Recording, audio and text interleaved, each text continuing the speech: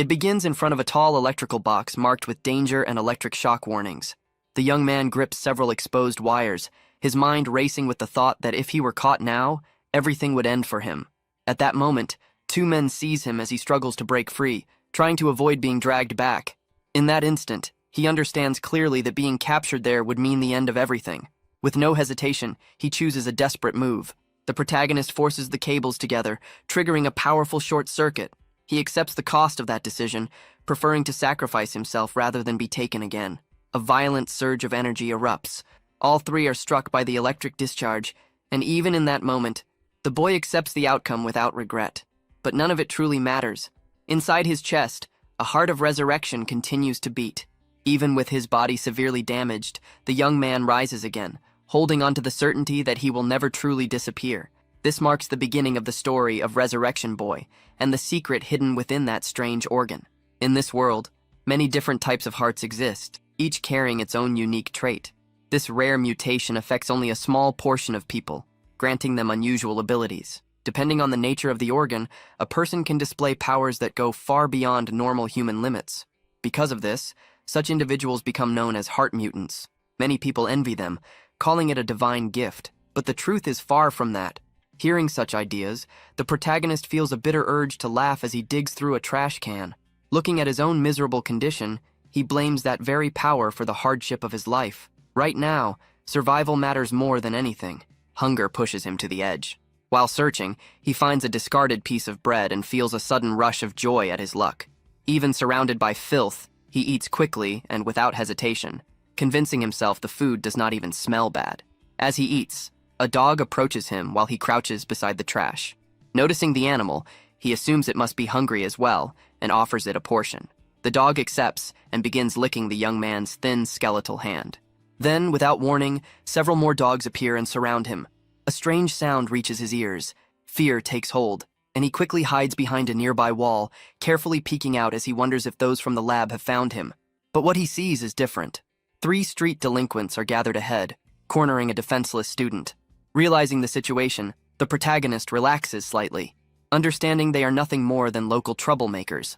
The group continues harassing the girl, acting as if she should already understand how the world works. From his position, the young man notices that she is holding a bag of pet food, which explains why she is there. Seeing the unfairness of it all, he decides to step in. He begins walking toward them.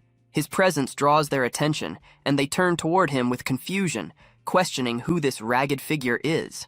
The protagonist moves closer to one of them, making it clear that he is not just some homeless nobody. The bully is horrified when he sees the skeleton's face up close and begins screaming in fear. At that moment, the hero's arm turns into a very sharp bone blade.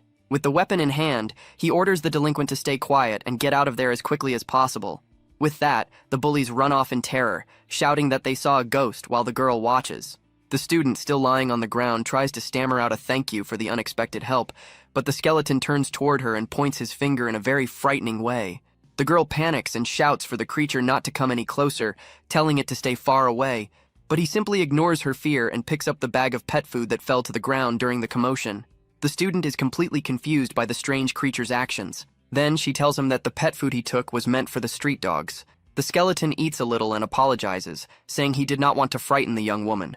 He then politely asks if he can have a little of the food, leaving the young woman in shock. Terrified when she sees that the thing can talk, the girl screams and runs far away from there. The young man watches the scene, already expecting that reaction because he is used to it, but he is not bothered and says that at least now he can eat the pet food in peace. Even though she is scared, the student remains hidden, watching and wondering what that thing was. She begins to question whether it was a person and whether it is possible for someone to live in that condition. With that, a possibility comes to the young woman's mind, and she wonders if he is a heart mutant. The girl remembers that mutants have bizarre abilities and that he saved her from the thugs. Feeling guilty for her reaction, she decides to return and approaches the skeleton again. Then, the young woman offers a sandwich from her backpack to the starving young man. Surprised and touched, the survivor asks if that sandwich is really for him. The girl confirms it and apologizes for running away earlier, and he thanks her as he takes the food. He holds the sandwich and thinks that this is the first time he has received food that looks like that. The boy takes a huge bite and remembers that he had only seen wrappers of that sandwich in the trash. As soon as he tastes the sandwich, he is overwhelmed and says the flavor is simply heavenly. He He praises how fresh the vegetables, bread, and meat are, and says he could die happy. Looking at the student petting the dogs, the protagonist thinks that she is an angel. After a while, the student gathers the courage and asks what she should call the skeleton. He then says that his name is Jeo Kim, and formally introduces himself to the young woman. With a smile, the girl says it is a pleasure, and reveals that her name is Song Heiji. Then she asks how the young man ended up like that, and he explains that he is running from the lab. Frightened, Heiji asks about this lab and whether he is really being chased. Jeo confirms it, saying that there is a research center that captures mutants and that they are trying to take him back.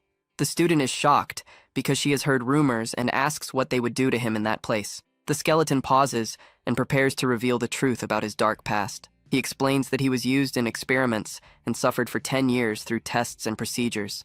Heiji is horrified to learn about the cruelty he endured for an entire decade. Jeo explains that all of this happened because of his resurrection heart, which regenerates him. Because of that unique ability, he survived everything, and that is why he ended up in that state. The girl looks at him with a serious and determined expression after hearing the painful story.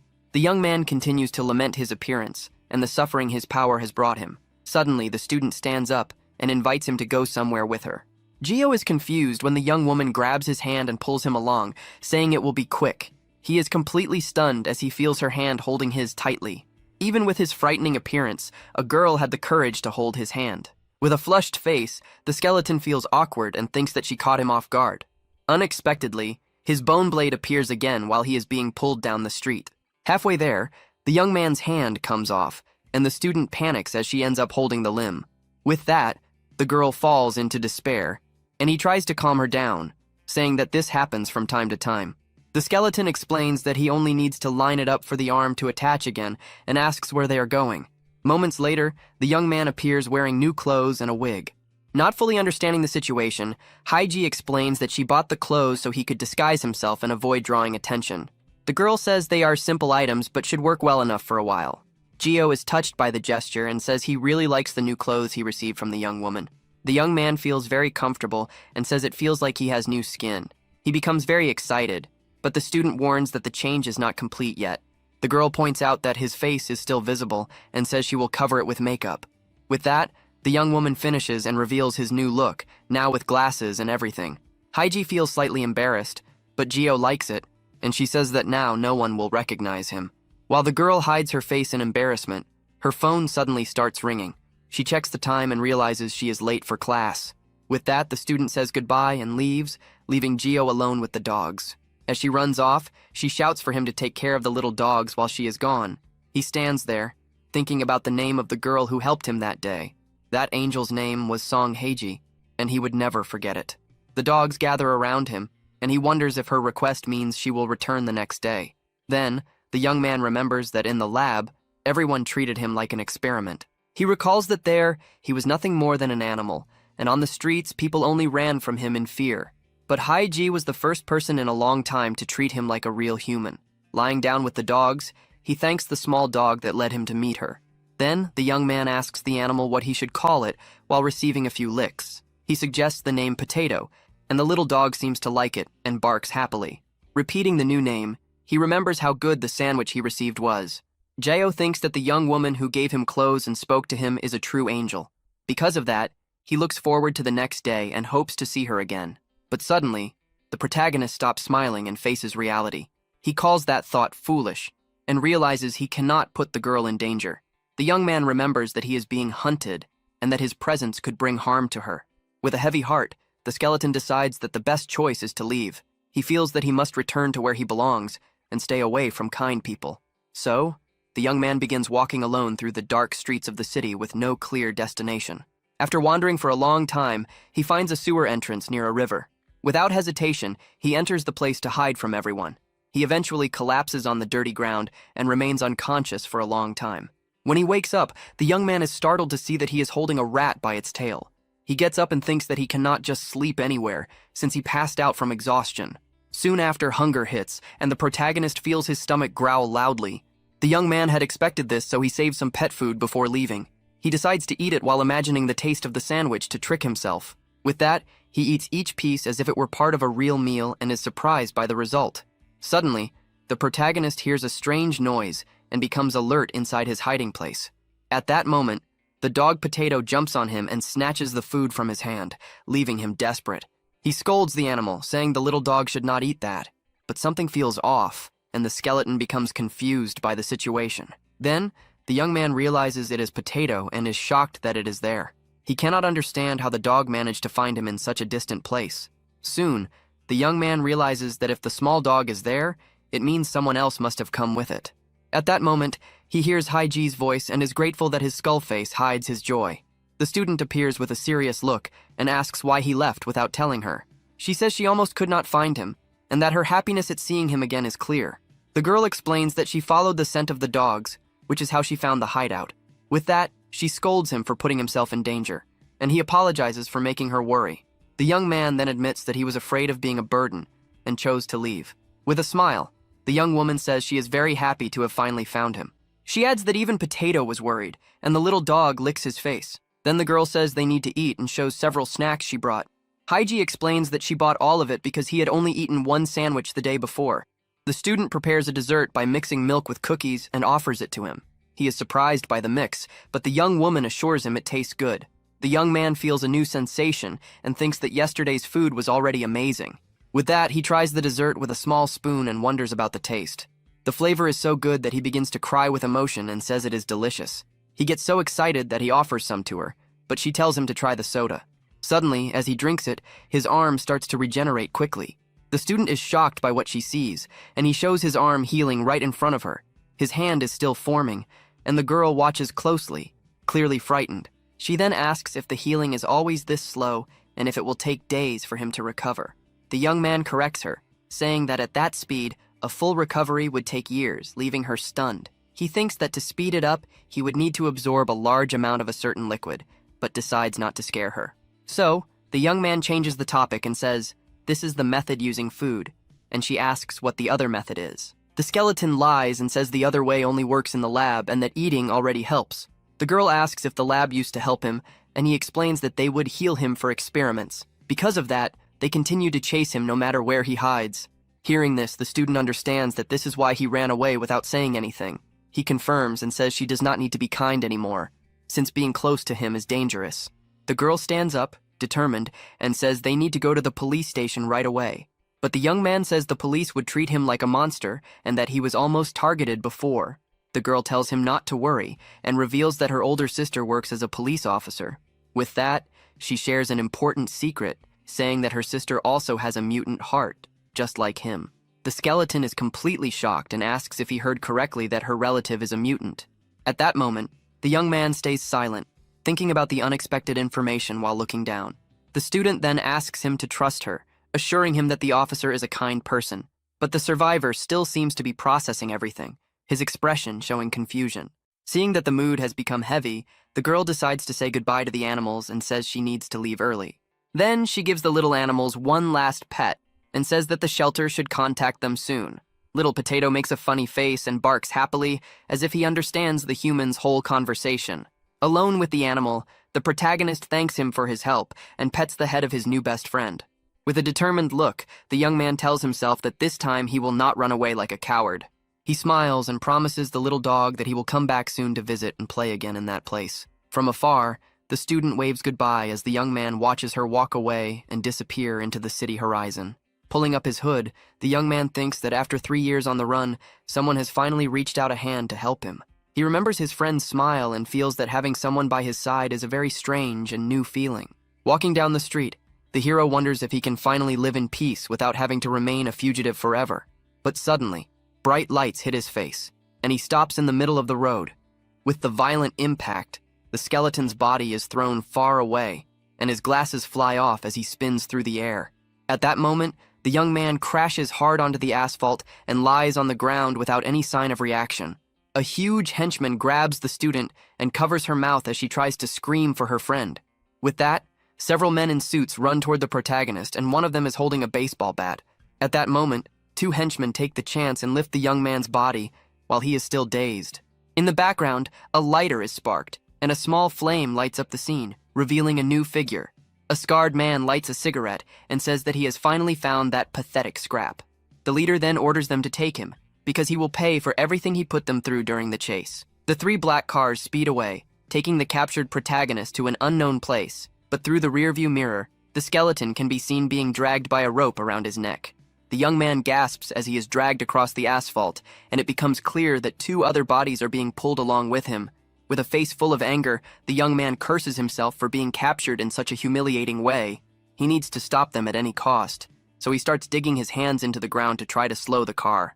The protagonist screams that all of this is his fault, and his expression shows deep despair. He blames himself because even High G was dragged into this mess, and now she is trapped inside the car.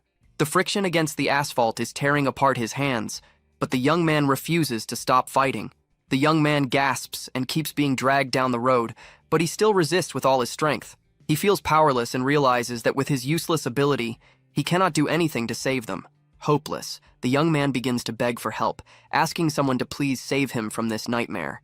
Unexpectedly, several dogs appear out of nowhere and begin jumping toward the kidnappers' cars. The little dogs, including Potato, bite the rope hard, and the protagonist is shocked by their loyalty. With that, the animals unite and pull the young man's body back, trying to slow the vehicle and save him.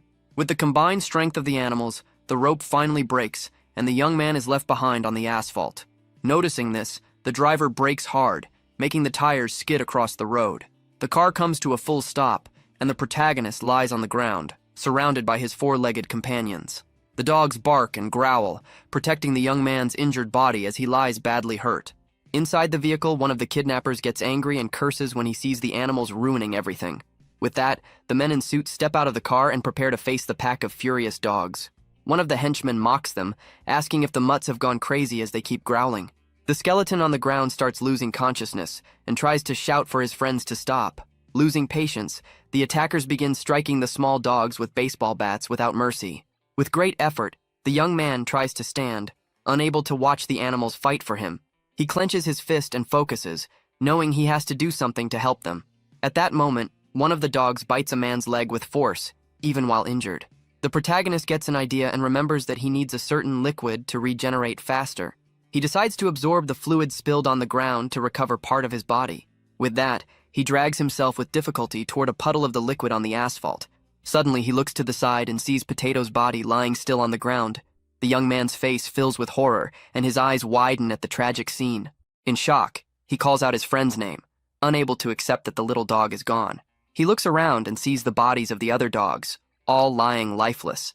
He calls their names, but the scene is filled only with silence and despair. At that moment, he remembers the 10 years he spent trapped in that lab. He lived in chains and endured countless cruel experiments at the hands of the scientists.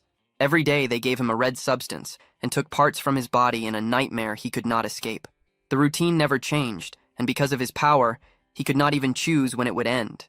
Until one day, he planned an escape and, by chance, managed to get out. He believed he would finally be free and happy after leaving that nightmare behind.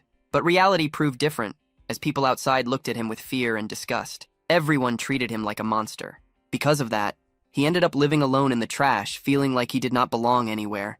But something inside him begins to pulse with a strange and powerful energy. Then, the protagonist remembers the dogs and the student, the only ones who showed him kindness. They treated him like a human being, and that awakens something hidden within him. With that, all the spilled liquid on the ground starts moving toward him quickly. The red substance wraps around his body, and a dark energy spreads across the area. He absorbs all of the fluid, and his body begins to regenerate at an incredible rate. His muscles and skin form again, and he feels stronger than ever. The liquid gathers around his arm, forming a dense and resistant layer.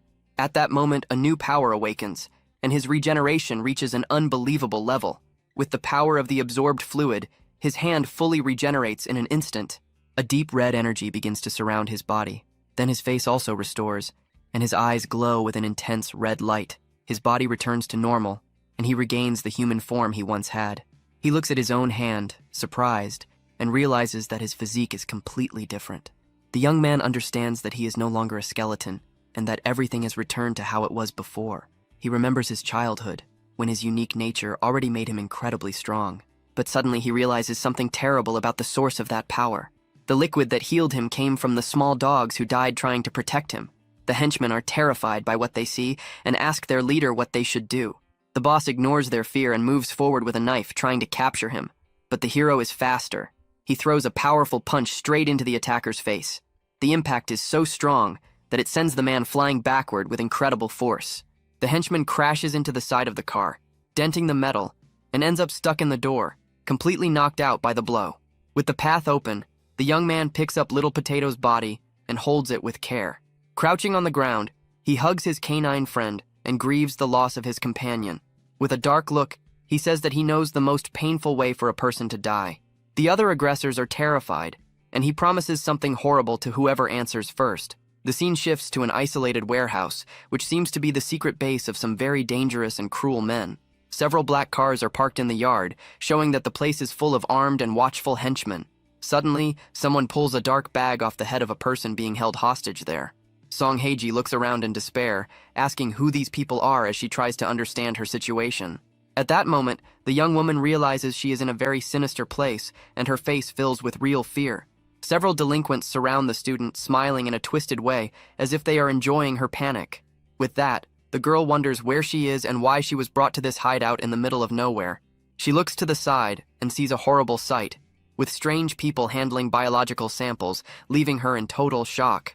But soon, one of the men grabs the young woman's hair roughly and tells her to stop making so much noise. The group's leader walks closer and asks if she happens to have several extra lives to be screaming like that. Then the villain shows a photo of the skeleton and says she is only there because she helped that mutant. He tells the young woman to keep her mouth shut if she wants to make it through this once it is over. With a cruel look, the man says that nobody would care if 1 or 2 people disappeared from that place today. The student freezes as she stares into the kidnapper's cold eyes, realizing he is not joking at all. Unexpectedly, a cell phone starts ringing inside the leader's jacket pocket, breaking the tense moment. The man answers the call and asks why his subordinate is calling instead of showing up with the target.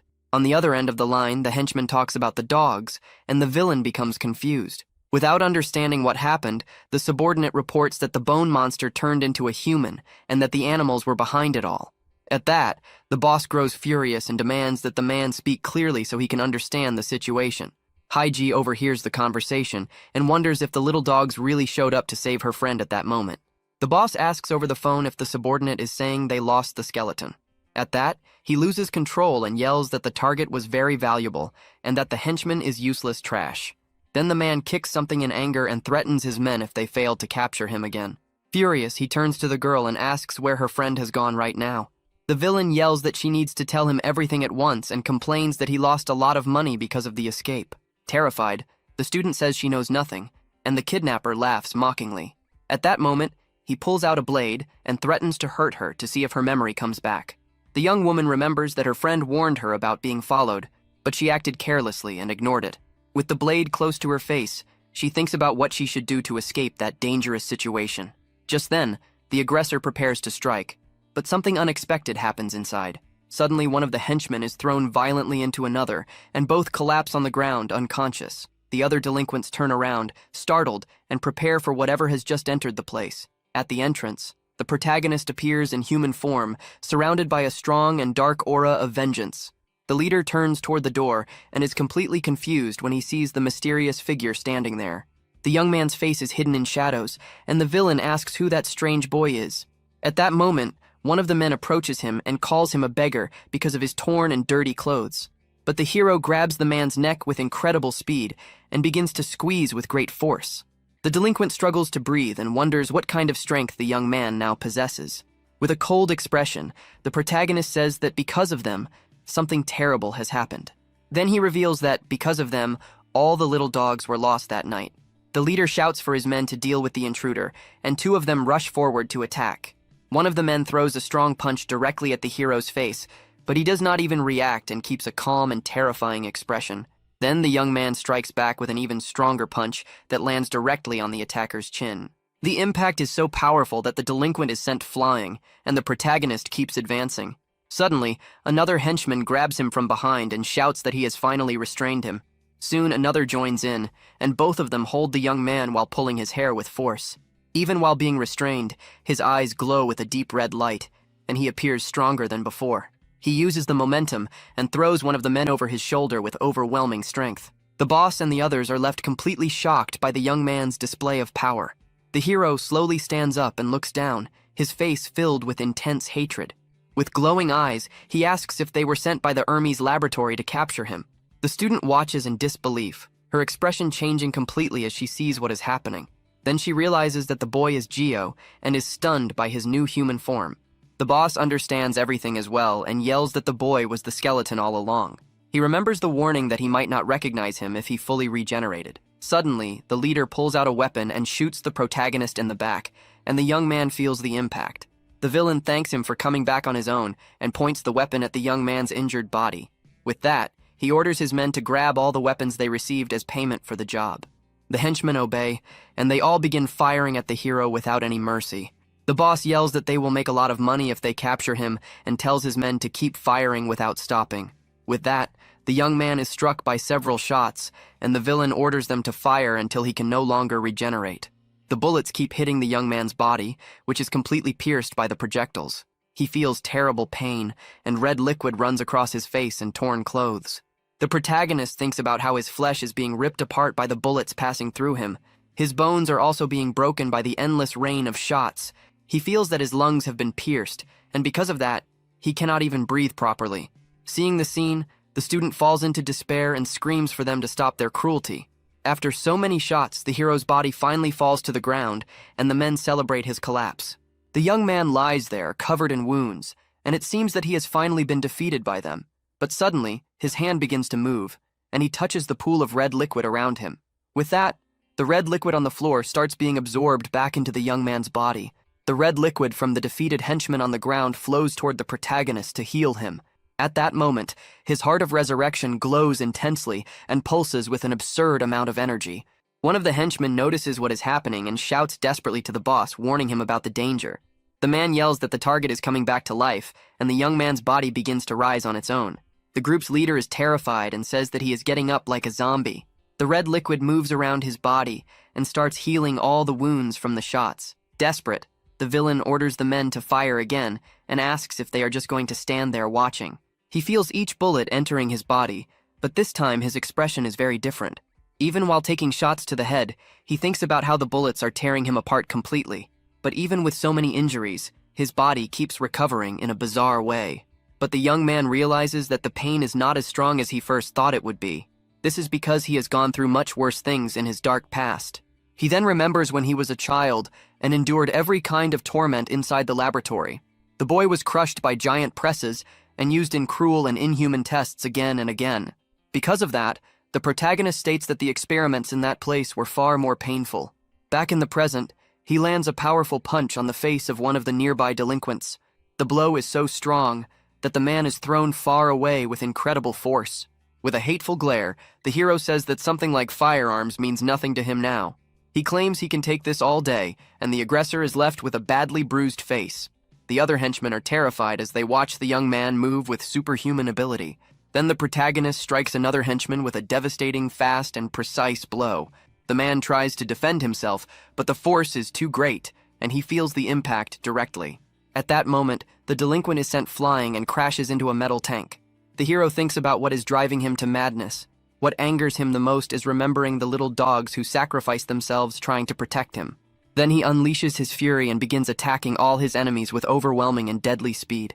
The image of little Potato smiling appears in his mind, fueling his rage even more. He continues fighting, thinking about how he failed to protect his only true friends. Seeing the chaos, the boss grabs the student and tries to escape, shouting for the young man not to come any closer. With that, he threatens to shoot the student if the young man advances. But the hero ignores the threat and lands a devastating punch directly on the kidnapper's face.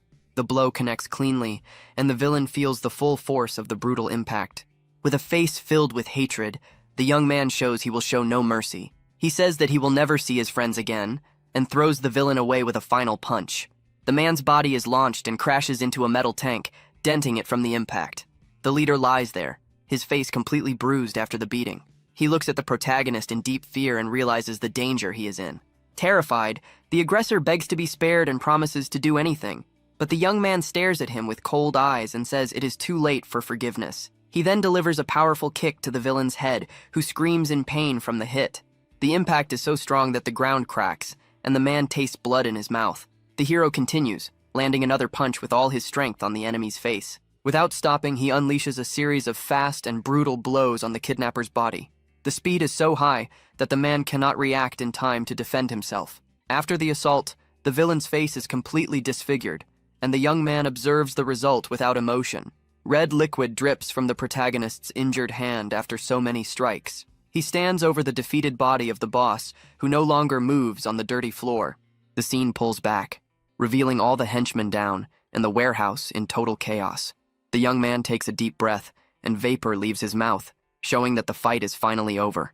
With the battle finished, the student calls his name, her voice slightly shaken but relieved. The young man begins walking toward her, his bare feet touching the dirty warehouse floor. He keeps moving closer, and the girl watches him with concern on her face. He stops in front of her as she remains seated on the ground, looking at him without knowing what to say. The young woman asks if he is okay, remembering that he was shot many times before falling. Suddenly, the hero drops to his knees and hugs her tightly, surprising her with the sudden action. With tears in his eyes, the young man feels relief, knowing that his friend is safe. Haiji says she is glad he is alive, and hugs him back in that moment. He then admits in a sad voice that the dogs died to save him from that cowardly attack. The young man says he was terrified that she might get hurt in the middle of all that chaos too. Because of that, he repeats that he is so glad she is alive, and the hug becomes even tighter. Confused, the girl wonders why he is thanking her in such a painful and strange moment.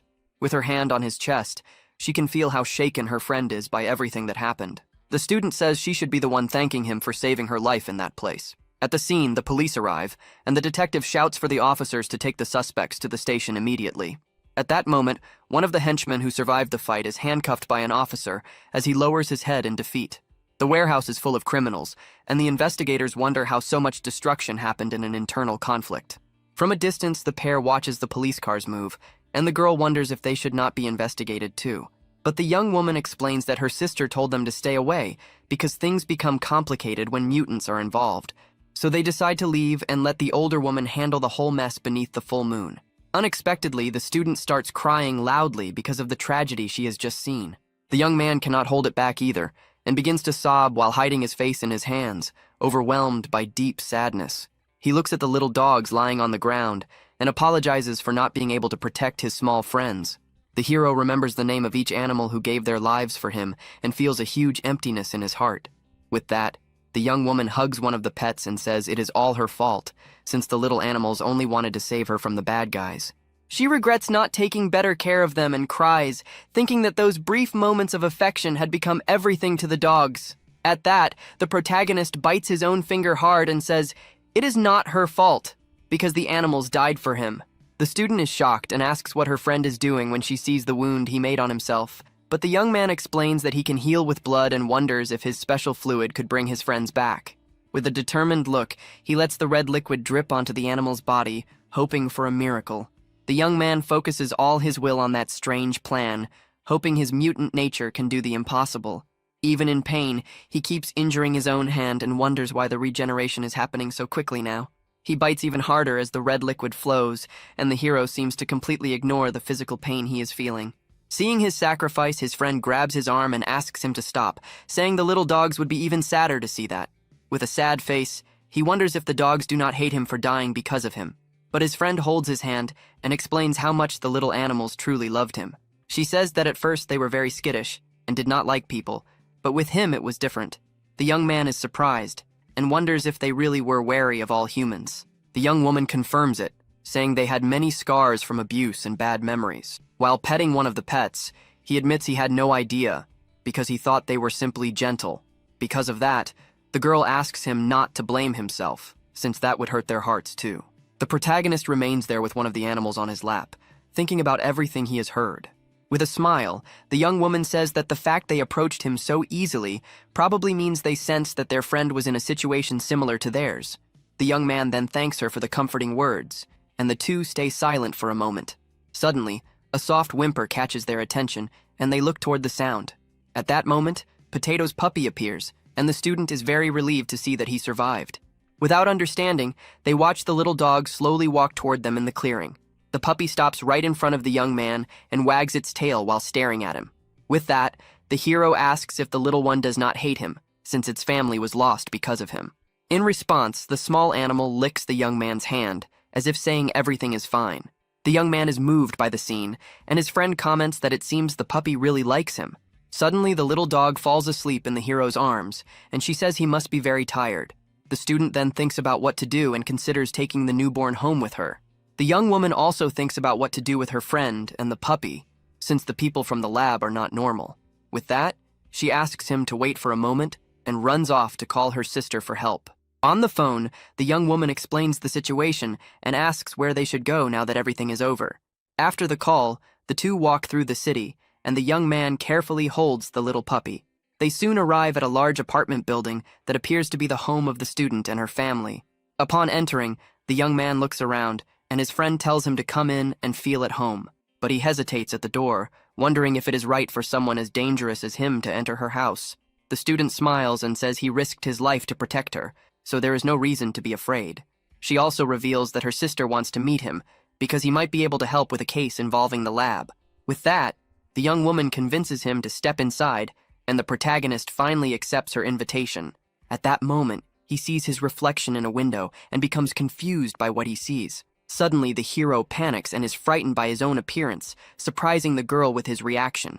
He grabs her shoulders and says that his face is back, with cheeks, a nose, and even lips. The young man explains that he did not realize it before, since his face had not regenerated since his childhood in the lab. With his hands against the glass, he looks at himself and understands that he is finally seeing his true appearance. Shocked by the story, the young woman drinks some water and says something has been bothering her for a while. She then asks his age, because now that he has regenerated, he does not look old at all. The young man becomes thoughtful and says it has been so long that he never even thought about his age. He remembers entering the lab at 7 years old and escaping 3 years after several yearly tests. After doing the calculation, the young man says he is 17 years old, and his friend spits out her water in surprise. The girl is shocked and asks why he let her call him sir if they are the same age. With a shy expression, the young man explains that he was just happy she treated him like a human being. The student is left speechless after hearing such a sincere and sad answer. At that moment, she thinks the situation is a bit pitiful, but at the same time finds his attitude very endearing. So the young woman suggests they call each other by their names and invites him to eat after taking a shower. Meanwhile, the little puppy takes the chance to devour its bowl of food with great excitement. At the table, the protagonist, now wearing clean clothes, prepares for his first proper meal. With wide eyes, he tastes the food and says that everything is warm and delicious. His friend feels embarrassed and says it is just a simple dish, apologizing for not being a good cook. But the young man insists, saying that this is the best food he has ever eaten in his entire life. The young woman then explains that her sister had something unexpected come up and will not be able to meet them today as planned. With the plates completely empty, it is clear how hungry the young man was and how much he enjoyed the dinner. Because of that, she points to the couch and says he can sleep there tonight to rest.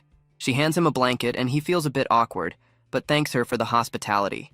With a smile, the student says goodbye and mentions she is going to her room to do her homework. The bedroom door closes and the young man is left alone in the living room for the first time. Holding the blanket, he looks around, still adjusting to his new reality. His eyes take in every detail of the house, and he is amazed by how normal everything feels. The hero is surprised when he sees the television and wonders how it can be so large and thin. Looking at the flowers in a vase, he thinks about how different this place is from the cold and lifeless laboratory. He lies down on the couch and is surprised by how comfortable it is, much softer than the bed he had in the lab. Meanwhile, the little dog drinks some water but ends up throwing up a bit of the food he ate earlier. The puppy seems very sick, and the protagonist turns around, startled by the scene. At that moment, the hero realizes something is wrong and looks at his little friend with a shocked expression. The small animal keeps vomiting and appears weak and fragile. Desperate, the young man calls out the puppy's name, his face full of worry. With that, he runs toward the puppy, trying to help during that tense moment. The young man stops in front of him, but the little one just looks back with a confused expression, not understanding what is happening. Suddenly, the puppy seems completely fine and simply tilts its head to the side. The hero then realizes it was nothing serious and feels relieved, thinking it was just a false alarm. Later, the two lie down on the couch, and the puppy snuggles close to him in a very cute way. With the puppy resting on his shoulder, he thinks about how warm and comfortable this place is for sleeping peacefully. Smiling, the young man asks his new companion if he is also enjoying their new safe home. Then he starts thinking of a name, and since the father was Potato, he suggests the name French Fry. The hero decides to call him Fry, and the little one seems to like the name as he gets patted. With that, he finally understands what happiness is and falls asleep feeling warmth in his heart. His memories of that day pass through his mind, and he remembers the meal he had earlier. He also recalls the warm shower he was able to take for the first time in a long time. The memory of washing with warm water fills him with happiness and gratitude for that peaceful moment. And finally, he remembers that he can now sleep peacefully in a comfortable place like this. While sleeping quietly, he has a nightmare and realizes how fragile happiness can be. With a sad smile, he reflects that all of this can be taken away very easily. He then remembers escaping from the lab with other mutants who were running in desperation. Back then, he and his companions ran toward the exit, hoping to finally be free. But the guards of the facility appear and say they cannot lose those valuable mutants. Suddenly, an explosion happens, and two of the fugitives are thrown away with brutal force. The hallway floor breaks, and the young people fall into the rubble with no way to escape. One of the soldiers gets ready and points an energy weapon toward the mutants on the ground. The tip of the weapon glows with intense light, preparing to fire a devastating attack. But the shot is deflected and hits the guards themselves, who are caught off guard by the attack. The other soldiers are completely shocked by what just happened in front of them. At that moment, a girl with black hair uses her ice powers to attack the enemies. On the floor, the protagonist seems to be in shock, and the young woman yells for him to snap out of it. Meanwhile, one of the boys uses his powers to hold the floor together, stopping everyone from falling. With a determined look, he does everything he can to protect his friends from that deadly trap. The skeleton then looks ahead with renewed determination and finally gets ready to act. The girl reaches out her hand to him and yells for them to hurry since the exit was very close. The young man then takes his friend's hand, and the two prepare to continue their desperate escape. He remembers how hard they ran, but in the end, they ended up getting separated. Back in the present, the young man opens his eyes, and the nightmare finally comes to its sad end. Lying in bed, he thinks about his friends from the lab and wonders if they are suffering somewhere. Because of that, he swears he will not let anyone take away the small peace he has now found. His scars glow faintly, and he strengthens his promise to protect his new friend at all costs. With that, his mutant heart pulses strongly, and he decides to fight for this new happiness. With a serious look, the young man warns that if anyone tries to ruin his moment of peace and quiet, he will not let it pass and will do whatever it takes to get revenge on whoever dares to do it. The next day, a desperate scream echoes through the city, catching the attention of everyone nearby. Someone is running quickly through the streets, and their hurried footsteps show that something very serious has happened. At that moment, the protagonist is seen running and shouting the name of his little puppy, Fry. With tears in his eyes, the young man yells in despair and asks where his only friend has gone. The student announces that she is leaving for school, and the young man becomes curious when he hears such an unfamiliar word. At that moment, the girl explains that her sister only returns at night and asks him to take good care of the house during the day. Then the young woman says goodbye, and the hero thinks that this school thing must be a lot of fun. Suddenly, she notices that little French Fry is whimpering and scratching the wall with great excitement. With that, the two watch the little animal's strange behavior as he keeps making noise in the corner. Curious, the student asks if the pet wants to go outside, and the young man notices that the animal does not seem sick, only bored. So the protagonist decides that he is going to take his little companion out for a walk on the street right away. Even so, his friend becomes concerned and asks if the dangerous men are not still after him out there. With a smile, the young man says, everything is fine because no one will recognize his new human face. Relieved, the young woman agrees and feels calmer, believing the hero is safe now. At that moment, the girl points to the drawer where the leash is and gives him the door code so he can go out. Once outside, the young man struggles to control the little animal, who starts jumping and barking non-stop in the street. With great difficulty, he tries to hold the pet and realizes that walking a dog is not simple at all. Watching little Fry struggle, he wonders if the collar is making his friend uncomfortable. The hero grows worried when he hears the animal whining and becomes afraid that he tightened the leash too much. At that moment, he covers his face and remembers when he was held in heavy chains. In a flashback, the boy recalls the suffering in the lab, where he received painful shocks while restrained. Because of that trauma, he starts thinking that others might not like the animal and gets lost in thought. Then the protagonist lets go of the leash and apologizes to the little one, who disappears instantly from sight. Suddenly, the young man is in total shock and realizes that little French Fry has run away in the street. The hero shouts the animal's name in desperation as he runs through the streets, hoping to find him quickly. Tears fall from his face as he wonders where his only companion has gone. The journey of the resurrected boy continues, now with the disappearance of the pet that changed his world.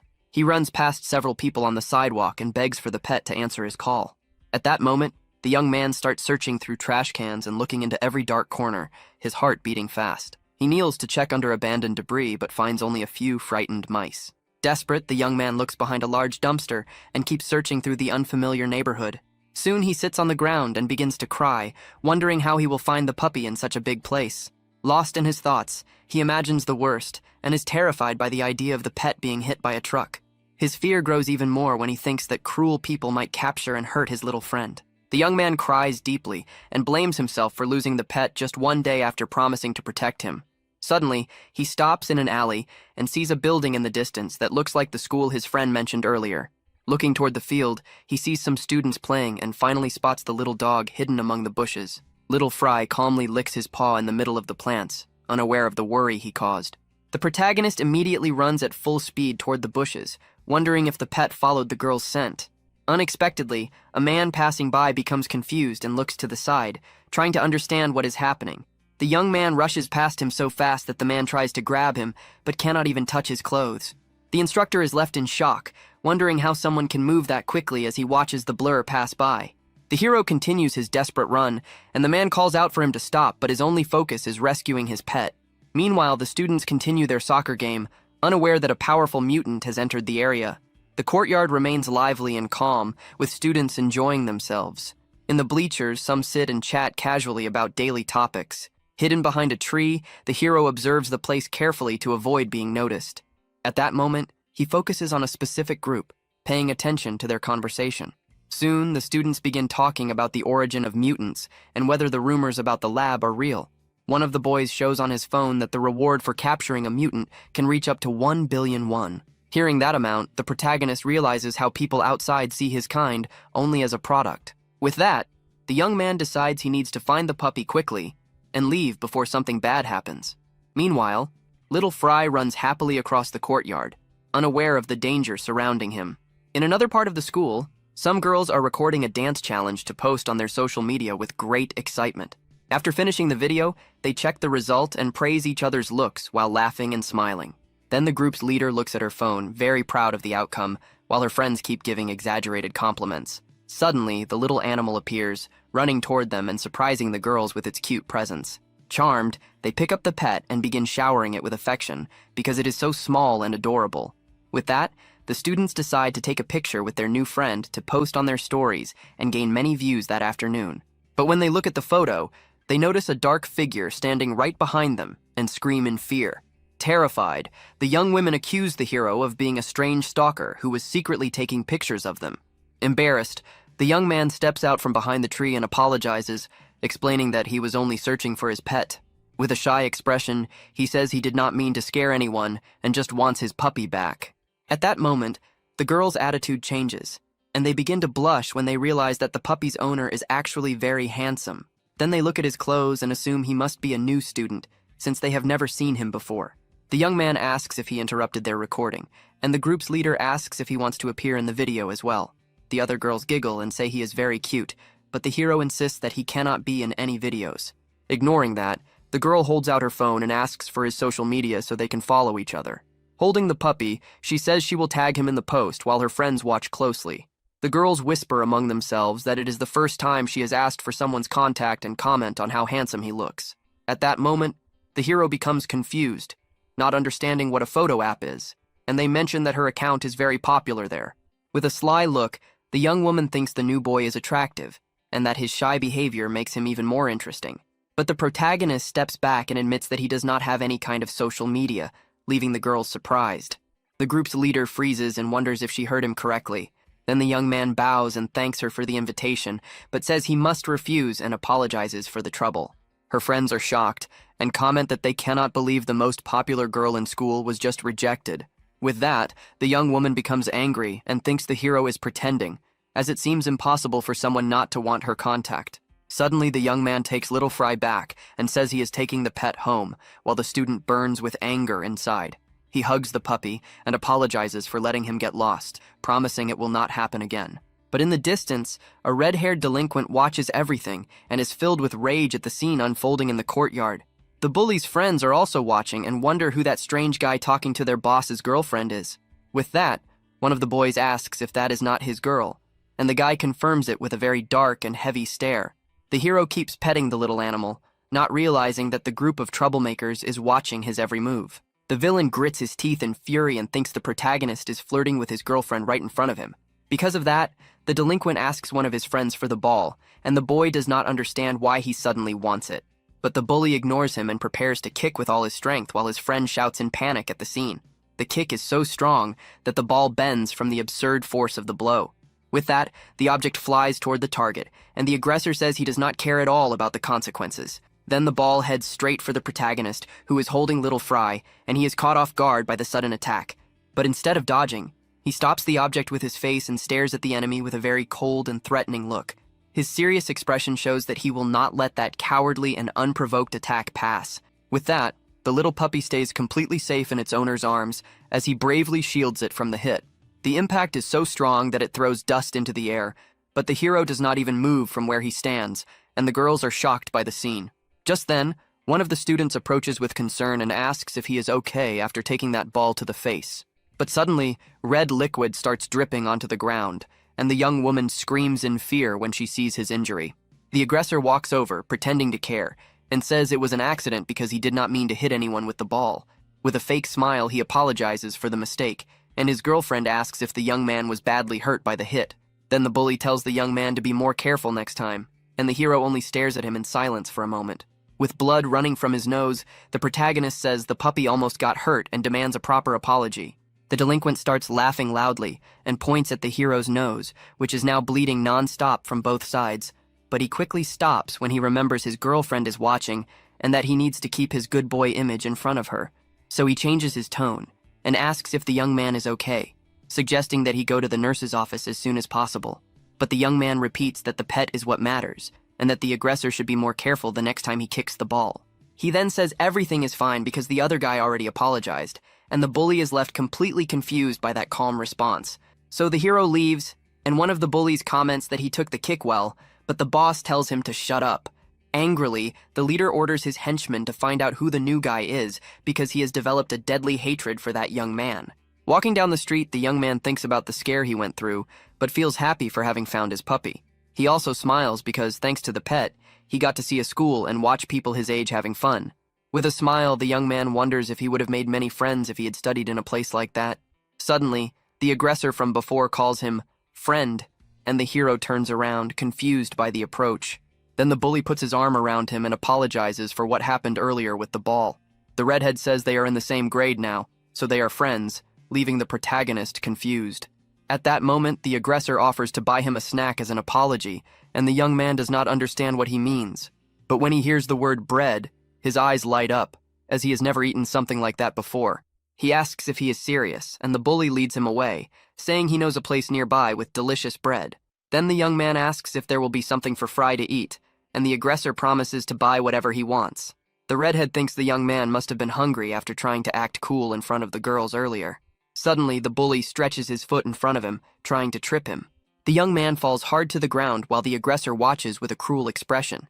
On the ground, he notices other guys and realizes he has fallen into a trap while trying to protect the little animal. One of the henchmen mocks him for believing the free snack story so easily. The others laugh and wonder if the new guy is foolish for trusting such a lie. The boss says he will give him a knuckle sandwich, and several other beaten students can be seen nearby. Surrounded on all sides, the protagonist faces the gang, and the leader insults him, calling him weak. The gang leader grows annoyed and asks why the new guy is causing trouble there. Calmly, the young man asks what he means, and the aggressor shouts that he was hitting on his girlfriend. With that, the bully threatens him, saying someone like him would cry from a single punch. The other delinquents laugh, and the leader mocks him for bringing a dog to school. The protagonist covers his face and realizes he was invited to be friends, but it was actually a setup for a fight. He apologizes for the trouble and tries to leave, but the redhead prepares to attack him from behind. At that moment, the henchmen block his path and mock his attempt to escape.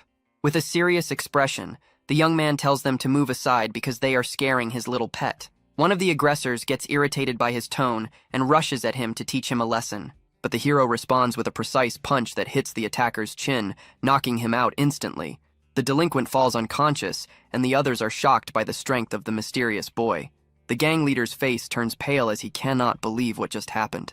Furious, the remaining henchmen charge together, trying to surround and attack him at once. They wonder how the new guy defeated their friend with a single strike, but the young man only stares at them with cold eyes and prepares for the fight.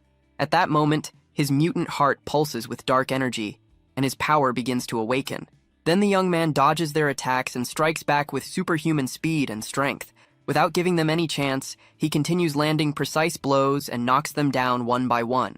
With a final punch, he hits the leader's face, who cannot react in time. Then the hero finishes the fight by throwing the gang leader over his shoulder with great force. With a single strike, he smashes the aggressor's head into a brick wall, which cracks from the impact. He then warns them that he told them to stop because little Fry was getting very scared by all the commotion. The other students watching from a distance are terrified when they see the damage the new guy caused to the wall. With that, they scream that the young man is a monster and run away, frightened by his bizarre and superhuman strength. The delinquent on the ground looks at the wall and cannot believe it is cracking from the force of the blow. Terrified, the bully realizes he is in serious trouble and thinks that a single punch from that guy could break all his bones. He then understands that he picked a fight with the wrong person, and his face twists with pure fear and desperation. Desperate, the redhead bows on the ground and begs for forgiveness, promising that he will never cause trouble again. He then tries to get out of the situation by showing a picture of his own puppy to prove that he also loves animals and never wanted to hurt the pet. The hero looks thoughtful, and the aggressor keeps begging to be forgiven while the young man seems to consider the weak excuse. The delinquent continues showing his phone, and the whole scene becomes very strange, with the bully suddenly trying to act friendly. Suddenly, the young man's stomach growls, and he says that he used a bit of strength and is now very hungry because of it. The redhead is completely confused and wonders why the new guy is thinking about food at a moment like that. At that, the aggressor assumes the young man is being clever and is subtly asking for food in exchange for forgiveness. The scene then shifts to his friend in the classroom. Moments later, they arrive at the school convenience store to finally buy the hero the promised snack. With the table full of food, the protagonist gives thanks and prepares for the feast, while the other just watches from a distance. The young man begins devouring everything eagerly, and the bully watches from afar, still trying to understand the whole situation. He even shares a little of his bread with little Fry, who barks happily and seems to enjoy the strawberry filling. Because of that, the redhead grows confused, since the young man seems powerful, but acts like a fool, and he cannot understand his personality. The aggressor remembers that the young man sent one of his guys flying with a single punch and wonders if he is some kind of athlete. But he dismisses the idea, because not even a professional fighter could crack a wall with someone's head. Because of this, he decides that he needs to take drastic measures and calls his boss, asking for help with the problem. In an underground casino, the so-called boss answers and asks what his subordinate wants at that moment. Desperate, the redhead begs for help and says he is in a very difficult situation and needs backup.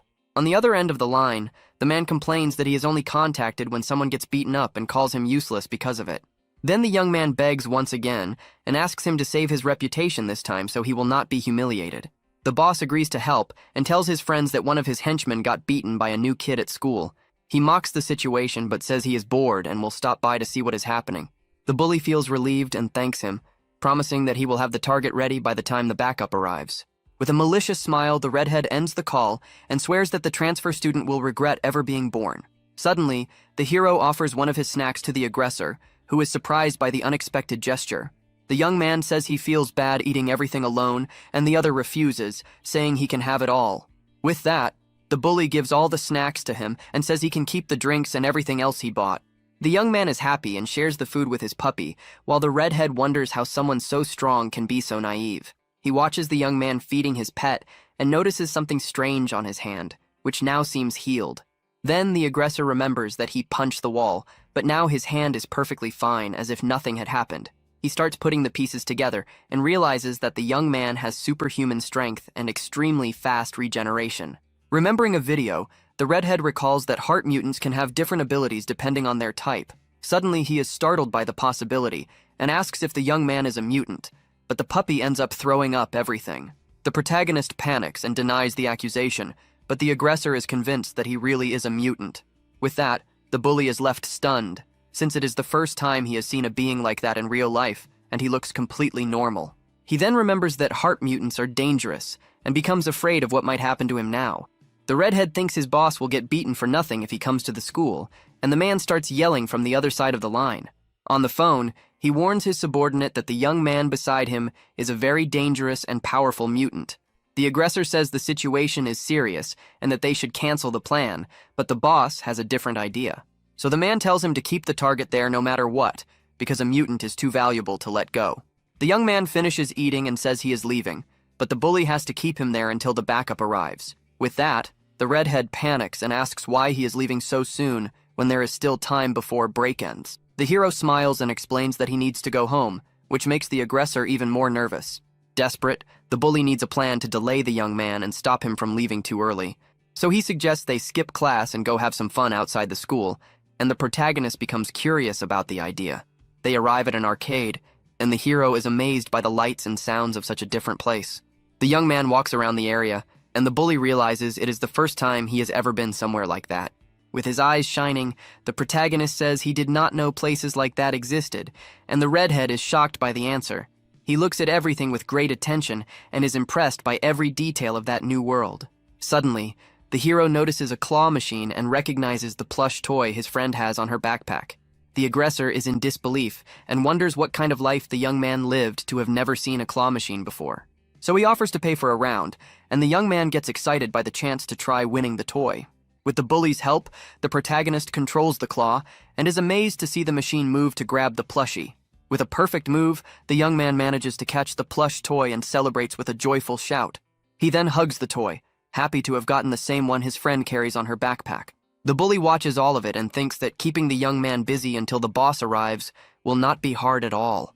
He then points to a karaoke place and asks if the hero has ever been somewhere like that before. The two sit down, and the aggressor explains that they can sing their favorite songs there and have a lot of fun. The young man feels awkward and admits that he does not know any songs, leaving the other very surprised. With that, he starts singing a lullaby about a picnic and cotton candy that his mother taught him. The redhead gets irritated and asks why he is singing a children's song in a place like that, but the young man explains that it is the only song he knows because he was separated from his family when he was a child. He reveals that he has not had a normal life since then, and, because of that, never had the chance to learn other songs. The bully is shocked by the story and begins to feel bad about the young man's sad past, as he seems completely alone. He wonders if heart mutants are always so different, and slowly starts to change his view of the young man. With a troubled expression, the aggressor feels his chest tighten and realizes he is starting to grow attached to the mysterious boy. He then offers the hero money and says he is going to show him a whole new world starting now. Suddenly, the two begin playing a drum game with great energy, and the redhead shouts for him to hit faster. In another fighting game, the protagonist uses his foot to play, and the bully complains that he is cheating. But in a dancing game, the hero gets clumsy and ends up falling to the floor with the puppy in his arms. The aggressor laughs at his friend's clumsiness, and the two enjoy themselves together, passing the time in the lively arcade. Outside, the two are breathing heavily, and the redhead comments that they played like crazy in there.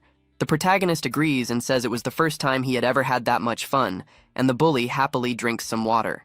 At that moment, the redhead notices something strange and suddenly stops what he is doing while gripping the bottle tightly. With a nervous smile, he looks at his phone and wonders who could be calling at such a bad time. But when he answers, he gets yelled at by his boss, who tells him to pick up faster next time. Then the delinquent remembers that he was supposed to keep the young man there so his boss could come teach him a lesson. At that moment, the young man looks at the pictures they took together and realizes that he acted like a complete fool during their outing. He sees the picture of the two of them making funny poses and notices that he ended up forming a real bond with his target. Meanwhile, the protagonist keeps playing with his little pet, unaware of the betrayal being prepared. The scene shifts to a dark alley where the gang of criminals waits impatiently for the arrival of the young mutant and his pet.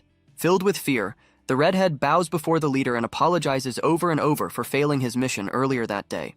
But the boss becomes furious and asks if his subordinate is trying to play games with him in that place. At that moment, the aggressor starts sweating and realizes that his change of heart is not only because of his new human friend. He looks at the hero sitting with the puppy and understands that the little creature is the only family the young man has.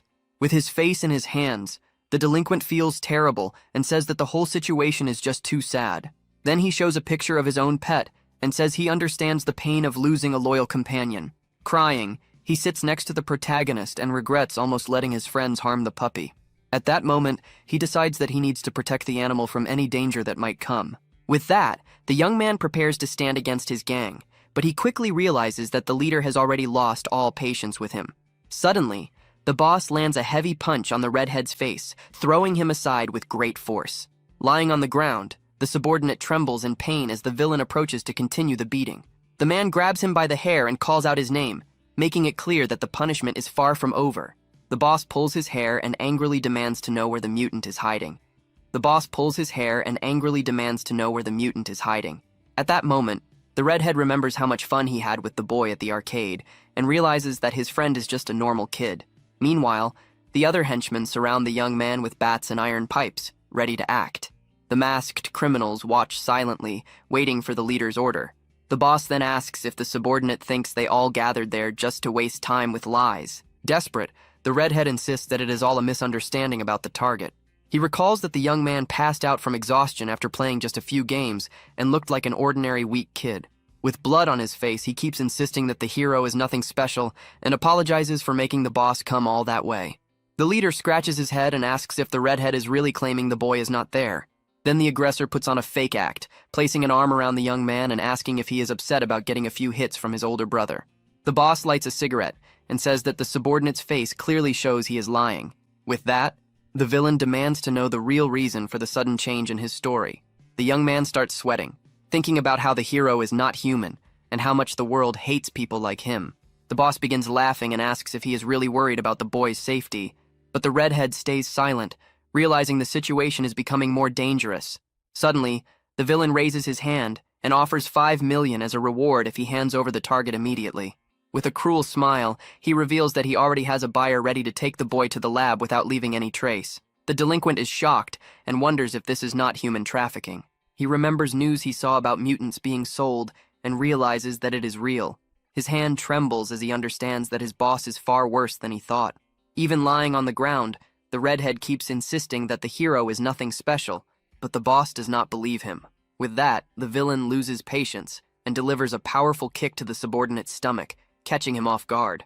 The impact is so strong that the young man is sent flying and crashes into a wall with brutal force. Lying on the ground, he is in intense pain and can barely breathe after the heavy blow that knocked the air out of him. Furious, the leader complains that he has let many things slide, but now his patience has finally run out. He then stomps on the delinquent's head with all his strength and calls him annoying for lying. At that moment, the man orders his henchmen to beat the traitor until he tells the truth about the mutant. The other aggressors obey and begin kicking the young man without mercy in that burst of anger. The young man tries to shield himself, but the blows keep coming, hitting his entire body without pause. He then remembers the past, when he was just a child being beaten by school bullies. Back then, the boy begged them to stop, but they continued their cruel attacks. Suddenly, his future boss appeared and asked why those kids were beating up one of his people. Frightened, the bullies ran away, and the man told the boy to come with him because he was part of the group now. The boy looked at him with admiration, and the leader called him by name, asking if he was all right. In another memory, the man teaches him how to fight and tells him he is now his older brother within that group. He used to believe his boss was loyal, strong, and someone who never abandoned his own. But back in the present, the redhead continues to be beaten, and all that admiration has disappeared. The delinquent remembers that he wanted to be like his older brothers because they once seemed so strong and impressive. The villain asks if the young man really knows nothing, and says he can see the lie in his eyes clearly. Then the leader looks at him and says that the young man has loyalty, and that is something worth noting. Even while badly injured, the redhead insists that the hero is not worth anything and asks the boss to believe him. But the leader explains that selling the target alone would only bring small money and calls him foolish. He says loyalty means nothing if the body is broken and tells one of his men to bring a chain. Holding the chain, he reminds the young man that his dream was to live a cool and stylish life with his friends. Then the villain says that making money without shame is the coolest way to live. With a cruel smile, he says the two of them can live that kind of life together if the young man cooperates. But the delinquent calls him boss and apologizes, though his expression shows he has made a firm decision. With that, the young man says that his boss is not being cool at all, and faces him with disappointment and sadness. He himself is surprised by his own words, and wonders why he is saying this to such a dangerous man. At that moment, the boss's expression changes completely, and he realizes that his subordinate has truly betrayed him for the boy. Terrified, the redhead tries to apologize, saying he spoke without thinking, but the villain no longer cares. With a hateful look, the leader tells the traitor to die and prepares to strike with his chained fist. But suddenly, a hand appears and grabs the attacker's fist with overwhelming strength, stopping the blow completely. The boss is shocked and notices that the chain is thick and full of weld marks, making it a dangerous weapon. He knows a hit from it would leave a deep scar, and sees the hero holding his arm with ease. The other henchmen are confused and wonder who this new guy is, who appeared out of nowhere to ruin everything. With his face bruised, the redhead asks how his friend managed to find him in that hidden alley. The protagonist explains that he came looking for him because he was not coming home, and he became worried. With tears in his eyes, the injured young man yells for his friend to run because those people are dangerous acquaintances of his. But the young man reveals that he was actually the one who called the gang to teach Gio a lesson, and feels guilty. The redhead continues, admitting that he also told them Gio was a mutant, and the hero asks why. With his face swollen, he grits his teeth in pain and regret for betraying his new friend. He then confesses that he did it because he was angry about being beaten earlier at school. But the protagonist says that is not the point, and asks why his friend is being beaten with that heavy chain. The gang leader watches with a cruel smile, enjoying the confusion. At that moment, the delinquent is shocked and cannot believe the young man is worried about him. Suddenly, one of the henchmen takes advantage of the distraction and tries to strike the hero's head with a baseball bat. The attacker swings with full force, trying to finish him off. With an angry look, the protagonist refuses to let that pass and prepares to fight. Then the other delinquents move in and begin hitting him with different weapons at the same time. The blows land hard, but he protects himself to avoid serious damage to his head. Seeing his owner being attacked, Little Fry barks loudly, trying to scare them and defend him. The redhead is terrified and realizes that the hero is suffering because of his betrayal. The man with the bat understands the situation and shouts that the boy is the heart mutant they were looking for. Red liquid drips from the hero's injured hand as he touches the ground with his fingers. At that moment, his power begins to awaken, and the red liquid on the ground reacts to his mutant body. The aggressor is confused and cannot understand what is happening as the young man's body starts to regenerate. Suddenly, the protagonist rises and delivers a heavy punch straight to the attacker's face, giving him no time to react. With great speed, he begins dodging and countering every attack with precise strikes. Within seconds, one of the men is already on the ground, and the others are terrified by his strength. The henchmen prepare to fight again as the young man walks toward them slowly. With his head lowered, he advances, and his dark aura makes the enemies tense. The gang leader shouts for his men to finish the intruder at once. All the delinquents surround him with bats and prepare to attack together. They swing their weapons, but he avoids every hit, and one of them is sent flying by a powerful kick. In just moments, several of them are already down, badly injured. The young man continues, and lands another crushing punch on an enemy's face, sending him far away. Without pause, he follows with a kick, and finishes the attacker with a final blow. With a cold expression, the protagonist shows that he will show no mercy to those who attacked him. At that moment, one of the masked men tries to strike him with a bat, but he reacts quickly. The hero narrowly avoids the attack, and red liquid splashes, showing how close the hit was. He then uses the enemy's movement against him and counters with an even stronger and more precise strike. The aggressor is thrown violently into the wall and is knocked out instantly. The remaining men are terrified and begin to wonder why the new guy is so strong and whether he is even human. At that moment, the young man grabs another enemy by the collar and stares at him with eyes full of hatred. Desperate, the boss pulls out a sharp object and tells the others to do the same to finish the young man.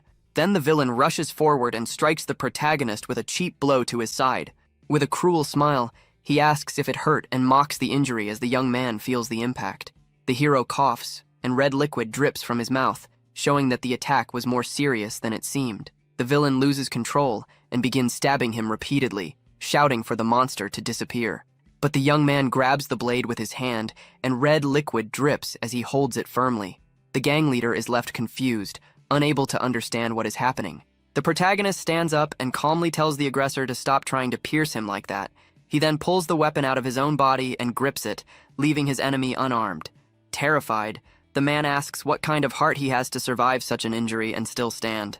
The young man looks at him and asks if he is curious about his true mutant power. Without hesitation, he strikes back, hitting the villain's leg, and the man screams from the sudden pain.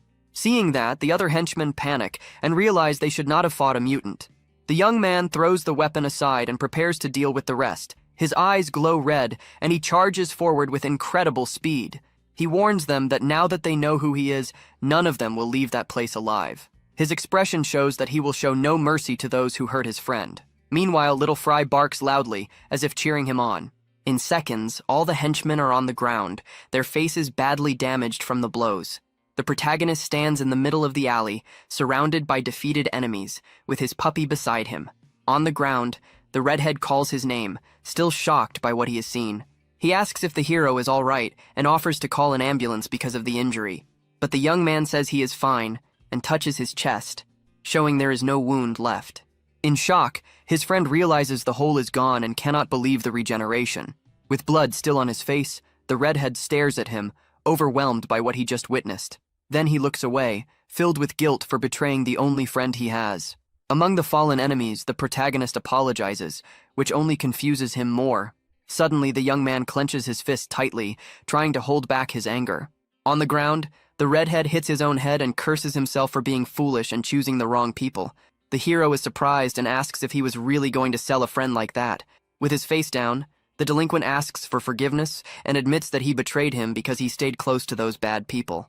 He explains that he thought it was cool to be part of the gang, and that deep down, he is just like them. But the protagonist walks closer and hands him a white cloth, leaving him confused. The hero points out that his nose is bleeding and tells him to clean it. The redhead asks if it is really for him, and the young man confirms with a calm gesture. When he takes it, he realizes it is actually a puppy pad and is surprised. Even so, he uses it to clean his face and says he does not deserve to be treated like a real friend. With a small smile, the young man says that means he was not the only one who saw them as friends, and that is enough for him. The redhead is left speechless, looking at him with admiration. Tears begin to fall, and he can no longer hold back his emotions. He stands up and hugs the protagonist tightly, crying and apologizing for everything. In the middle of the scene, the young man says that Gio is a really good person, and the two finally reconcile.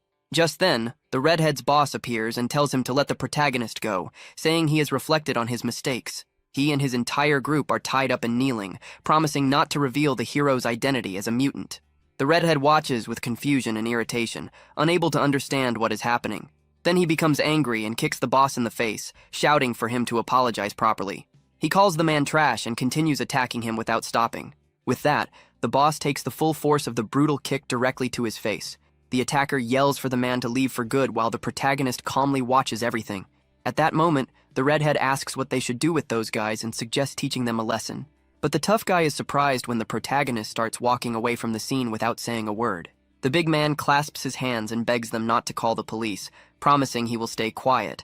But the hero ignores the plea and calls out to some officers passing by on the street at that moment. 2 police officers approach and say they received a report about a disturbance in the area. Seeing the police, the boss's gang is terrified and does not know how to react. The tough guy quickly approaches the officers, saying he was just about to call them for help. He then points at the group and accuses them of being criminals involved in selling people, adding that if the police check their hideout, they will find plenty of proof of their crimes. The redhead yells that they are all adults and real criminals and asks the officers to arrest them. At that, the boss falls into despair and lets out a loud scream as his plan collapses. Then the villain throws himself on the ground and starts pretending to be injured to fool the police. He claims his bones are broken and that the hero attacked him, which makes the redhead furious. The man points at the protagonist and says he was the one who beat them all up. The tough guy cannot believe the nerve of that lie and yells that they were the ones trying to capture the young man. He even asks if they were not talking about taking apart that innocent-looking boy. The boss yells for the police to look at the protagonist, saying he is perfectly fine and has no injuries. At that moment, the henchmen also start pretending, acting as if they are the victims. The officers ask everyone to calm down, saying they can explain everything at the station. But the big man points at the hero again and shouts that he is a heart mutant. The protagonist is completely shocked by the accusation and does not know what to do in that moment. The officers exchange serious looks, and the man asks if there is not a special law for mutants. With that, the police turn to the young man and ask if he is really a mutant, requesting his documents. The protagonist says he has no documents at all, and his face shows clear nervousness. The officers stare at him and ask if he is an unregistered mutant, since that is against the law. One of the officers then says he will begin the registration and asks for his ID and what his ability is. At that moment, the young man completely panics because he cannot reveal his true identity. He remembers that he had only recently stopped looking like a skeleton and that it would now be harder for them to track him. The young man thinks that if he gets registered, the people from the lab will find him, and the officer keeps insisting. Unexpectedly, a girl runs toward them and yells for them to wait a second. The young woman arrives out of breath and greets the officers with a tired smile. The officers are confused by the sudden arrival and ask who she is. Then she shows her phone with a call on it and asks one of the officers to answer. The officer takes the phone and answers, a little suspicious of the situation. On the other side is Song Hae-ji's sister, a superintendent from the Special Mutant Task Force. The officer is shocked and immediately salutes, introducing himself as Sergeant Han-sup Jin.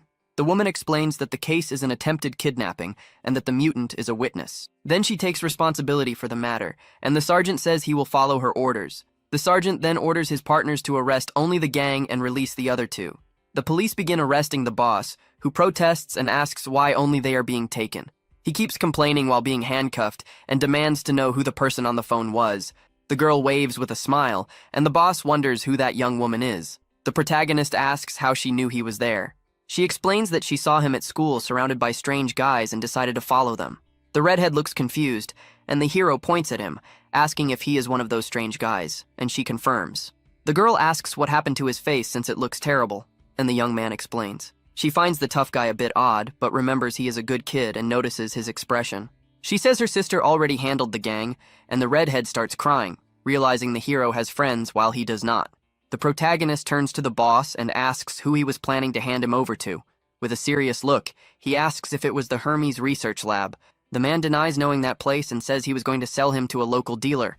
Inside the patrol car, the boss explains that there are dealers who trade mutants. With a determined look, the hero says he wants to find those dealers. The scene shifts to the police station, where the gang leader is being interrogated. Back with the group, the girl says there is no way he can do something like that. The redhead agrees, saying it is very dangerous because there are many dangerous people among those dealers. The young woman also warns that her sister said they target mutants, and are extremely dangerous. With a determined smile, the protagonist says that now he wants to find them even more. The girl then asks why he is so determined to find one of those dealers. The hero touches his face thoughtfully and says he has been wondering about something. He then explains that maybe he can find his old companions through them. The tough guy gets irritated and asks why he never mentioned having friends. But the young man explains they were not friends from outside, but companions from the lab. He says that life there was full of painful experiments and suffering every day. One day he was taken to an unknown place and was terrified during the long walk. He could only think about how painful the next test would be as they pushed him into a room. The place was filled with knives on every side. Suddenly, the knives began flying across the room at incredible speed. Terrified, he thought he would be pierced over and over in that place. The guards behind him were frightening and ordered him to enter quickly. With no choice, the boy obeyed, and the door closed, trapping him inside. But to his surprise, the room was filled with other young mutants. He was shocked to realize he was not alone in that strange test. At that moment, a hand stopped one of the knives heading toward him. Another boy was about to attack the skeleton with a sharp weapon, but his attack was blocked by an unknown force. The protagonist was surrounded by ice that protected him from the strike. The boy who attacked fell to the ground, frustrated that his attack had failed. He then saw that a girl had used her ice powers to save him. The young woman argues with the other boy, who calls the skeleton a monster, but she scolds him and points out that he is wearing a lab coat. As an experiment, just like the others, the skeleton is confused by the situation. Then the other children approach, curious to see him up close. The skeleton shrinks back, asking them not to look at his face because he believes it is ugly. The other young mutants look at him with curiosity, without fear or disgust. One of them says he looks normal, and that his appearance is just part of being a mutant. The boy asks if he is okay and if it is his first time in that training room. With that, all the young people begin introducing themselves one by one in a very friendly way. That is how he met his first friends, and they ask what his name is. Back in the present, he explains that the place gathered children from many different labs. Because of that, they became friends quickly, even with only a few classes, and without seeing each other often. The protagonist stops eating for a moment and looks upward, thinking about the past. The redhead and the girl cry, touched by the sad story of his life in the lab. The young woman then asks where his friends are now, and the young man falls silent. He reveals that on the day they escaped together, they ended up getting separated during the escape. At that, the girl understands that he wants to find the dealer to find his friends. Moved, the young woman and the tough guy promise to help however they can in the search. The redhead remembers that he took the boss's phone and says the dealer's contact is inside it. He shows the meeting time, and the protagonist is startled because it will happen soon. The scene changes to a warehouse where a scream of pain echoes through the place at dusk. Several men run with weapons, yelling for everyone to grab something and attack a target, but a hooded figure dodges the attacks with impressive speed. The mysterious person stops one of the blades with a bare hand, snapping its tip. Holding the blade, he shows how to properly use a weapon like that. He says that way it does not cut properly and attacks the men with devastating speed. In the blink of an eye, all the henchmen are on the ground, defeated and motionless. One of the survivors realizes he cannot beat him with knives and pulls out a gun. The henchman points the weapon at the hooded figure and gets ready to fire. The mysterious figure stands there with a sword and seems completely unconcerned by the threat. This is Li Qiwan, who says his blade can cut through even the hardest steel. His mutant heart is the blade heart, which gives him that incredible power.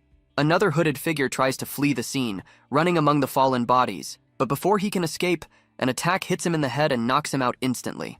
With that, the fugitive falls face first onto the ground and stays motionless after the precise strike. Li Qiwan tells him to do better next time while watching the scene. Meanwhile, the protagonist arrives at the alley the gang boss mentioned. He looks around and notices that the place is remote and perfect for a secret meeting. The young man confirms that this is the right place and prepares himself for what is coming.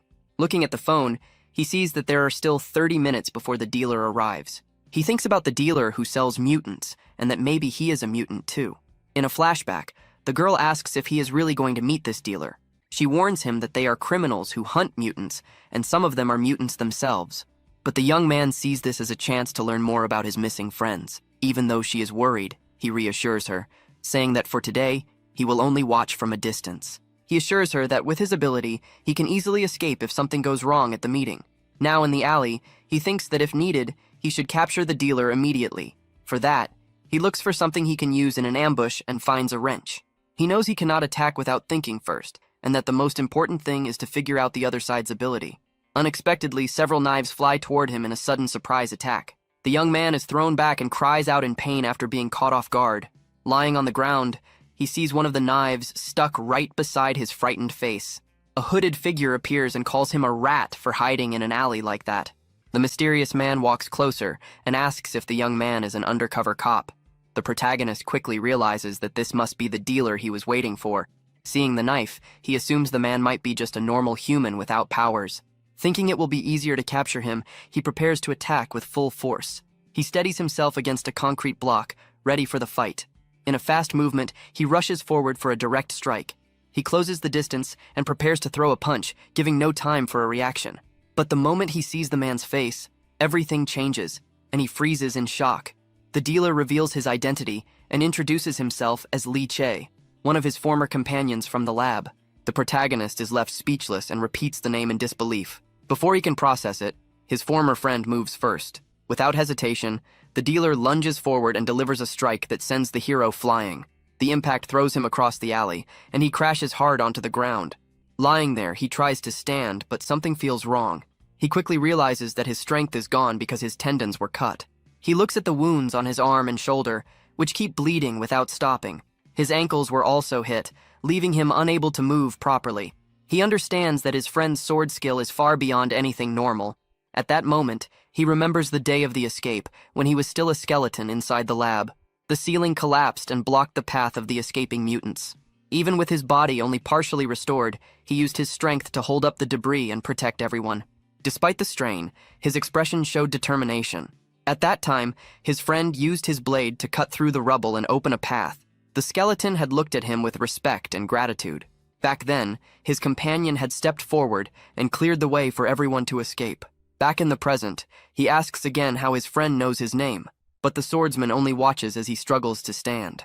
Confused, the former companion questions how he is still standing and wonders if he is a mutant. The protagonist shouts that it is him, Kim Ji-ho, the skeleton from the lab. Choi-wan repeats the word, still unsure of what he is hearing. Then he points and asks if he is really the same Kim Ji-ho from before. The hero smiles, relieved that his friend is alive after all this time. Choi-wan, still doubtful, asks again if it is truly him. The protagonist confirms and explains that he finally managed to fully regenerate. Happily, he steps forward to embrace his friend, but the other immediately raises his blade. In a quick motion, he attacks again, and the young man is thrown back, confused. The former companion takes a stance to attack again, while the other tries to defend himself. Wounded, he cannot understand why his friend does not recognize him and keeps attacking. With a cold expression, the swordsman says that after seeing his wounds heal, he is certain. The hero shows his injuries closing and asks why he is doing this. The swordsman states that now he is sure the young man is a true mutant. With another fast strike, he attacks again, but this time the protagonist barely avoids it. Even so, the force throws him back to the ground. From there, he shouts at his former friend, demanding to know why he is acting like this. With a look full of hatred, the swordsman says he should know the answer better than anyone. With that, the hero decides to fight back and rushes forward to land a punch on his former companion, but the attacker is too fast, and the young man ends up taking several cuts. Even injured, he refuses to give up and keeps his fist clenched, ready to continue the fight. Red liquid spreads across the ground, showing how serious his wounds are. He prepares for the next attack as the swordsman comes forward with his blade, but the strike pierces his hand, and he feels terrible pain from the blow. Even so, the young man manages to stop the blade with his bare hand, leaving his former friend surprised. The swordsman asks if he really thinks a punch can work against his sword. The protagonist faces him and says he knows exactly how skilled he is with a blade. At that moment, the former companion is completely shaken by those words. Then the hero takes the opening and grabs the swordsman's arm with great force. The attacker is confused by the young man's strength as his wrist is held in place, stopping any further attack. With a quick movement, the hero twists the enemy's arm and disarms him in an impressive way. The former friend's expression turns to pure shock when he sees the young man's fighting skill. With the path clear, the hero lands a heavy punch that sends the swordsman flying. The impact throws up dust and shows the absurd strength of the young mutant. Lying on the ground, the attacker admits that he is not as weak as he looked before. Then he asks why the protagonist ran away if he could fight like that. The hero is confused by the question and says again that he does not remember running away. The former friend confirms it and says it happened on the day they were escaping from the lab. In a flashback, the guards are seen firing at the young people as they try to escape to freedom. Che-wan shouts his friend's name and tells him to grab a nearby steel pipe, but the skeleton was just standing there, surrounded, while his friends were being taken down one after another. The former companion accuses him, saying that in that moment he simply ran away by himself. He claims the skeleton fled and left all his friends behind that day. The protagonist is shocked by the accusation and tries to explain what happened. He says he had no choice, and that if he had stayed, everyone would have been lost that day. But the swordsman does not believe him and calls him a coward while leaning against an iron pillar. With that, he shows his absurd strength by crushing the metal pillar with one hand. The structure twists and caves in from the power of his grip. Then the former friend says he knows the hero's regeneration ability very well. He knows that if the young man is torn apart, it will take a long time for him to recover. Then several sharp blades rise from the ground around the hero. He tries to protect himself from the attacks, but his clothes are ripped and stained with red liquid. With his arms, he blocks one of the blades that pierces his body and cries out.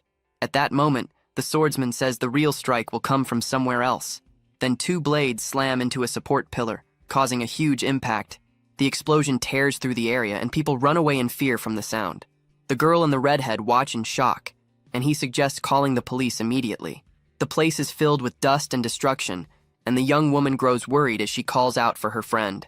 The hero holds the blade stuck in his chest, and the swordsman notices that his healing is happening faster. Then the protagonist says it is all a misunderstanding, and that he never truly ran away. He explains that he stayed behind to fight and protect everyone, and that he only went there to save his companions. His former friend looks at him seriously and asks if it really is a misunderstanding. He then hears a noise nearby and wonders if there is another mutant hiding in the area. With a dark expression, he says he heard voices around that place. The young man then reaches out his hand, trying to explain things better. The swordsman interrupts and says they should go to his hideout if they want to talk. He pulls his hood over his head and says many things have happened, and there is a lot to explain. The protagonist watches him, confused by the sudden change in attitude. Sweating, he cannot understand how his friend has changed so much. He remembers that in the lab his companion was cheerful and even shared food with him. Now that same person is a dealer hiding in the shadows, and the hero wonders what happened to him. The scene shifts to a dark place where a sharp object is being held. The young man's face fills with fear and his eyes widen. But instead of a weapon, hamburger ingredients appear in the air, leaving him confused. Inside the place, a mysterious cook chops onions with incredible speed and precision. The protagonist and his friends watch in shock as the cook prepares multiple sandwiches at once with flawless movements. In moments, a perfect hamburger is assembled, with every ingredient placed neatly. The cook's hands move with such control that it almost seems unreal. Then the cook reveals himself to be the old friend, offering the hamburger with a calm smile. He invites everyone to try the new item added to the menu. Suddenly, a crowd of customers appears, praising the cook and his food. Faced with this unexpected scene, the protagonist is completely confused and cannot understand what is happening. Soon, they realize that the hideout is actually a famous and busy diner. In the bathroom, Another acquaintance with pink hair looks at himself in the mirror with pride. Later, sitting on a sofa, he explains that this place is now his job, surprising everyone. The hero asks if he really has a job, and the colleague mocks him for being unemployed. The pink-haired man then asks who the people behind him are. The protagonist introduces the girl and the redhead as his new friends who have helped him recently. The former lab companion scoffs at the word friend and at the young man's situation. At that, the girl and the redhead get angry and defend him, saying he has lived a difficult life. But the young man calms them down and says there is no need to worry because the swordsman is actually a good person. Chae-won then asks him to continue the story about what happened on the day of the escape. The protagonist explains that there was a bomb hidden along their escape route at the time. In a flashback, he remembers the moment they were surrounded by the lab guards. His friends were all together and terrified in the middle of the rubble from the destroyed building. It was then that he heard the sound of a time bomb nearby. Having gone through explosion tests before, he recognized the sound of the burning fuse. The scientists planned to blow everything up and bury the young people under the debris. He knew the stronger ones might survive, but the weaker ones would not be as lucky. So he grabbed every bomb he could and ran as far as possible with a determined face. He ran with all his strength to save his companions. Back in the present, he says that after the explosion, he woke up alone in a forest. He explains that when he returned, no one was there, so he thought everyone had escaped safely. The swordsman remembers hearing an explosion from far away on the day of the escape. His friend then asks if he really took the bomb, and the young man confirms that he can survive explosions. With that, the former companion places a hand on his face, as if he cannot believe what he just heard. The hero says he knows it is hard to believe, but his friend unexpectedly says he believes him. Tears start running down his face, and he says there were too many bombs for anyone to explain things at that time. The young man is very confused by the sudden reaction of his former companion from the lab. Suddenly, the friend picks up a knife with a serious expression, and a red background appears behind him. But instead of attacking, hamburger ingredients begin flying through the air again in the kitchen. The swordsman goes back to chopping onions with incredible skill, without even looking at the board. He then hands a full meal to his friend and says he had more or less figured out what happened. The young man is shocked by the food, and the colleague explains that it is a gift for everything he went through. While he is eating, two girls walk over and ask to take a picture with the diner's manager. The friend agrees and poses for a selfie with one of the fans using a bunny ear filter. After the photo, he turns to the protagonist and apologizes for judging him too quickly. He apologizes for attacking without hearing his side of the story, and the young man says it is fine because it did not hurt. The hero eats the sandwich with his mouth full and says it is delicious, and that he feels envious of his friend. The cook then offers him more food if he is still hungry. He points to his name tag and proudly says that he is the manager of the whole store.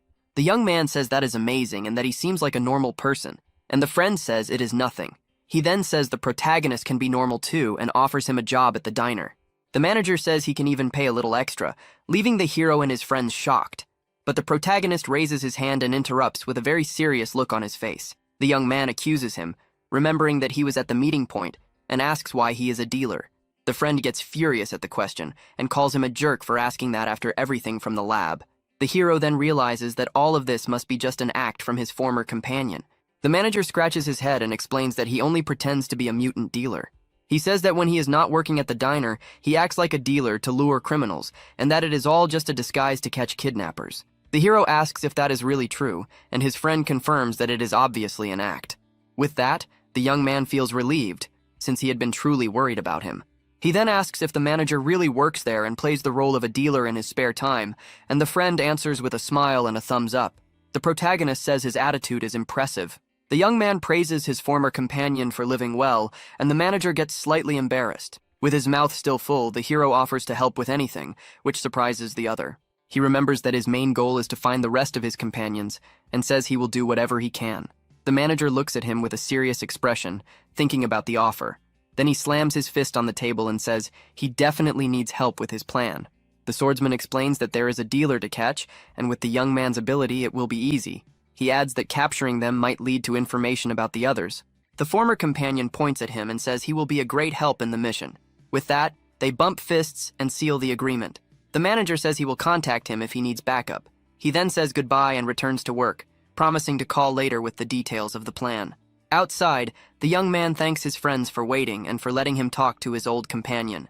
The redhead, still unsure, asks if he really trusts that friend after all this time. The girl also shows concern, saying she was shocked to hear that he was acting as a dealer, But the protagonist smiles and says everything is fine and that he trusts him completely. In his mind, he remembers his friend smiling like a child and says he has not changed at all.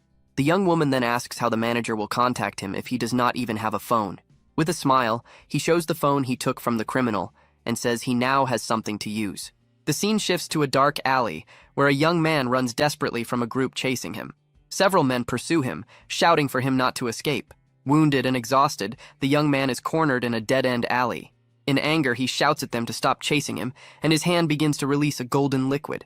The strange substance drips onto the ground and spreads across the alley floor. As the pursuers step on it, they slip and fall due to its oily nature. The fugitive smiles in relief, thinking he has managed to escape again. But before he can celebrate, a heavy punch lands directly on his face. He falls to the ground and looks up, seeing a dark figure asking where he thinks he is going. The young man begs for his life and says his power is useless, only able to produce oil. At that moment, the gang leader grabs him by the hair and calls him pathetic for having such a weak ability. One of the henchmen comments that not every mutant is powerful and that some are no different from normal people. With a wicked smile, the leader says this will be easy money and that they will get $1 billion for him. The young mutant then lets out a scream of pure fear and despair at the situation. Unexpectedly, a figure appears and asks if that is really all they are getting for the job. All the criminals turn around in confusion and wonder who the guy is that showed up out of nowhere. Suddenly, the gang leader is struck by a devastating blow that pierces straight through him. The hero's friend holds his blade and says they should be charging more for risking their lives like this. The henchmen realize he is a mutant and rush in to attack while he counts around 10 enemies. The swordsman then decides it is better to finish everything quickly. In the blink of an eye, all the men who attacked him are defeated and collapse to the ground. He moves with absurd speed and drops another enemy with a precise strike. The leader shouts for his men to grab their weapons and points one toward the hooded figure.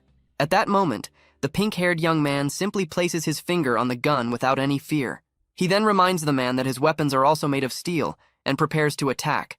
At that point, his blade appears along with several sharp swords around him. The boss's weapon starts trembling and twisting in a very strange way.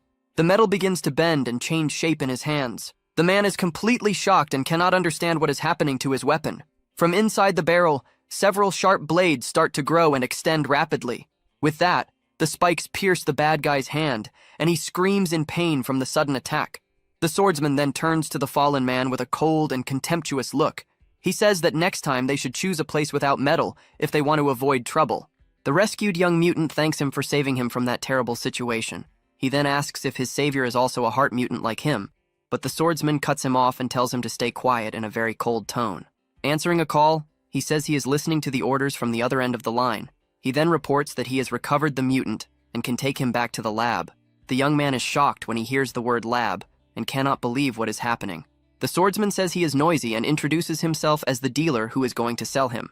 The scene then changes to a lab where a woman says this is exactly the friend she knows. She praises him, saying he is on another level and extremely reliable in his work. The pink-haired young man says he has one more thing to report over the phone. With a serious expression, he reveals that he has finally found his old friend, Kim Ji-ho. The woman on the other end is completely stunned by the unexpected news. He then asks if the reward they promised for capturing the hero is still valid. With a wicked smile, the woman confirms that the offer is still on the table. Then the diner manager says that he will deliver him the next day without fail. He remembers the fight and thinks that the protagonist is no longer like the skeleton he once knew. His regeneration is now so strong that he healed even after being torn apart. He knows that ordinary methods will not work and that he needs a place with plenty of metal. With that, he holds a pan of steaming curry and says that the food is ready. A little girl in a wheelchair becomes very excited when she sees the delicious curry. He smiles and says he added lots of potatoes because he knows they are her favorite. The girl tastes the food and says she loves it and that it is the best meal ever. The young man gently pats the girl's head and promises to cook anything she wants. The little girl then invites her older brother to sit and eat with her, but he refuses, saying he has somewhere important to go. Her expression turns sad, and she asks if he is going out again. He tells her to eat everything and save some for him because he will return later to finish it. The scene then shifts to their building at night, with the lights glowing. Meanwhile, in another place, the hero's friend is in the kitchen peeling a tangerine. She reflects that he spent the whole day running around and must be completely exhausted. She thinks that meat and fruits are good for restoring energy. With a determined look, she comes up with an idea to help him recover. She prepares a dish of ribs with tangerines and strawberries. She explains that ChatGPT suggested the ingredients go well together and that the flavor should be good. Looking at the recipe, she is surprised that she managed to cook something so unusual and feels proud. She starts wondering if she has a talent for cooking and if she should learn it properly. Then, she decides to send a message to her older sister to check on her.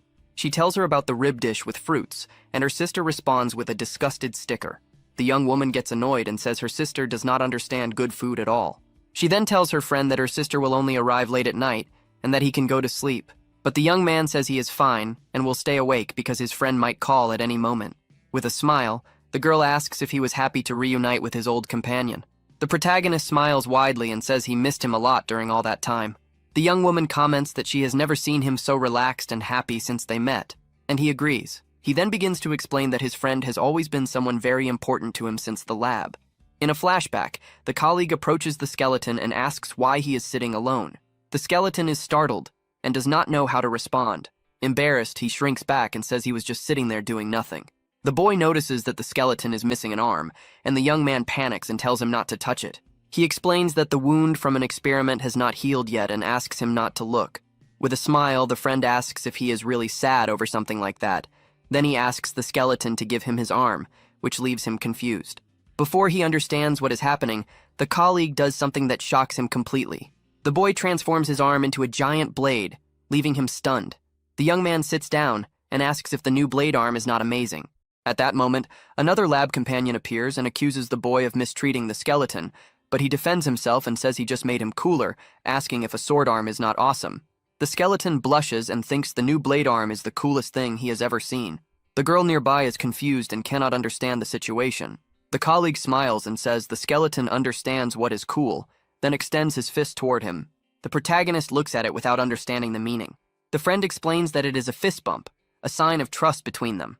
They complete the gesture, and the skeleton feels that it is something special, like having a real friend. Back in the present, the young man says his friend was amazing and that he admired him a lot. The girl is surprised by the story and wonders why anyone would want a sword for an arm. Even so, she feels happy seeing how much the reunion meant to him.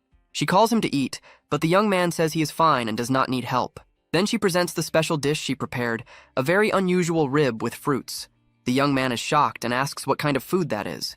With pride, she says it is a special dish she made herself. He has never seen anything like it and is surprised by the mix of strawberries and tangerines.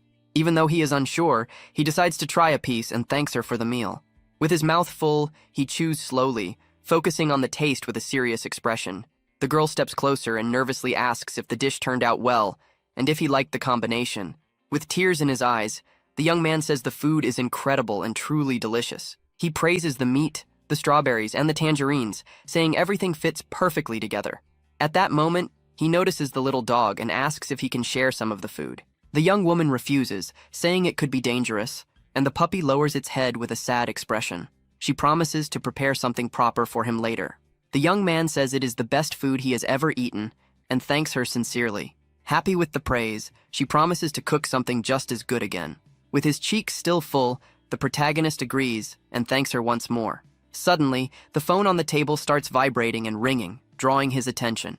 He sees it as his friend calling and realizes the plan is starting earlier than expected. He answers, and on the other side, his friend asks for help in a desperate voice. He asks what happened, and the colleague says he was hunting the lab's people.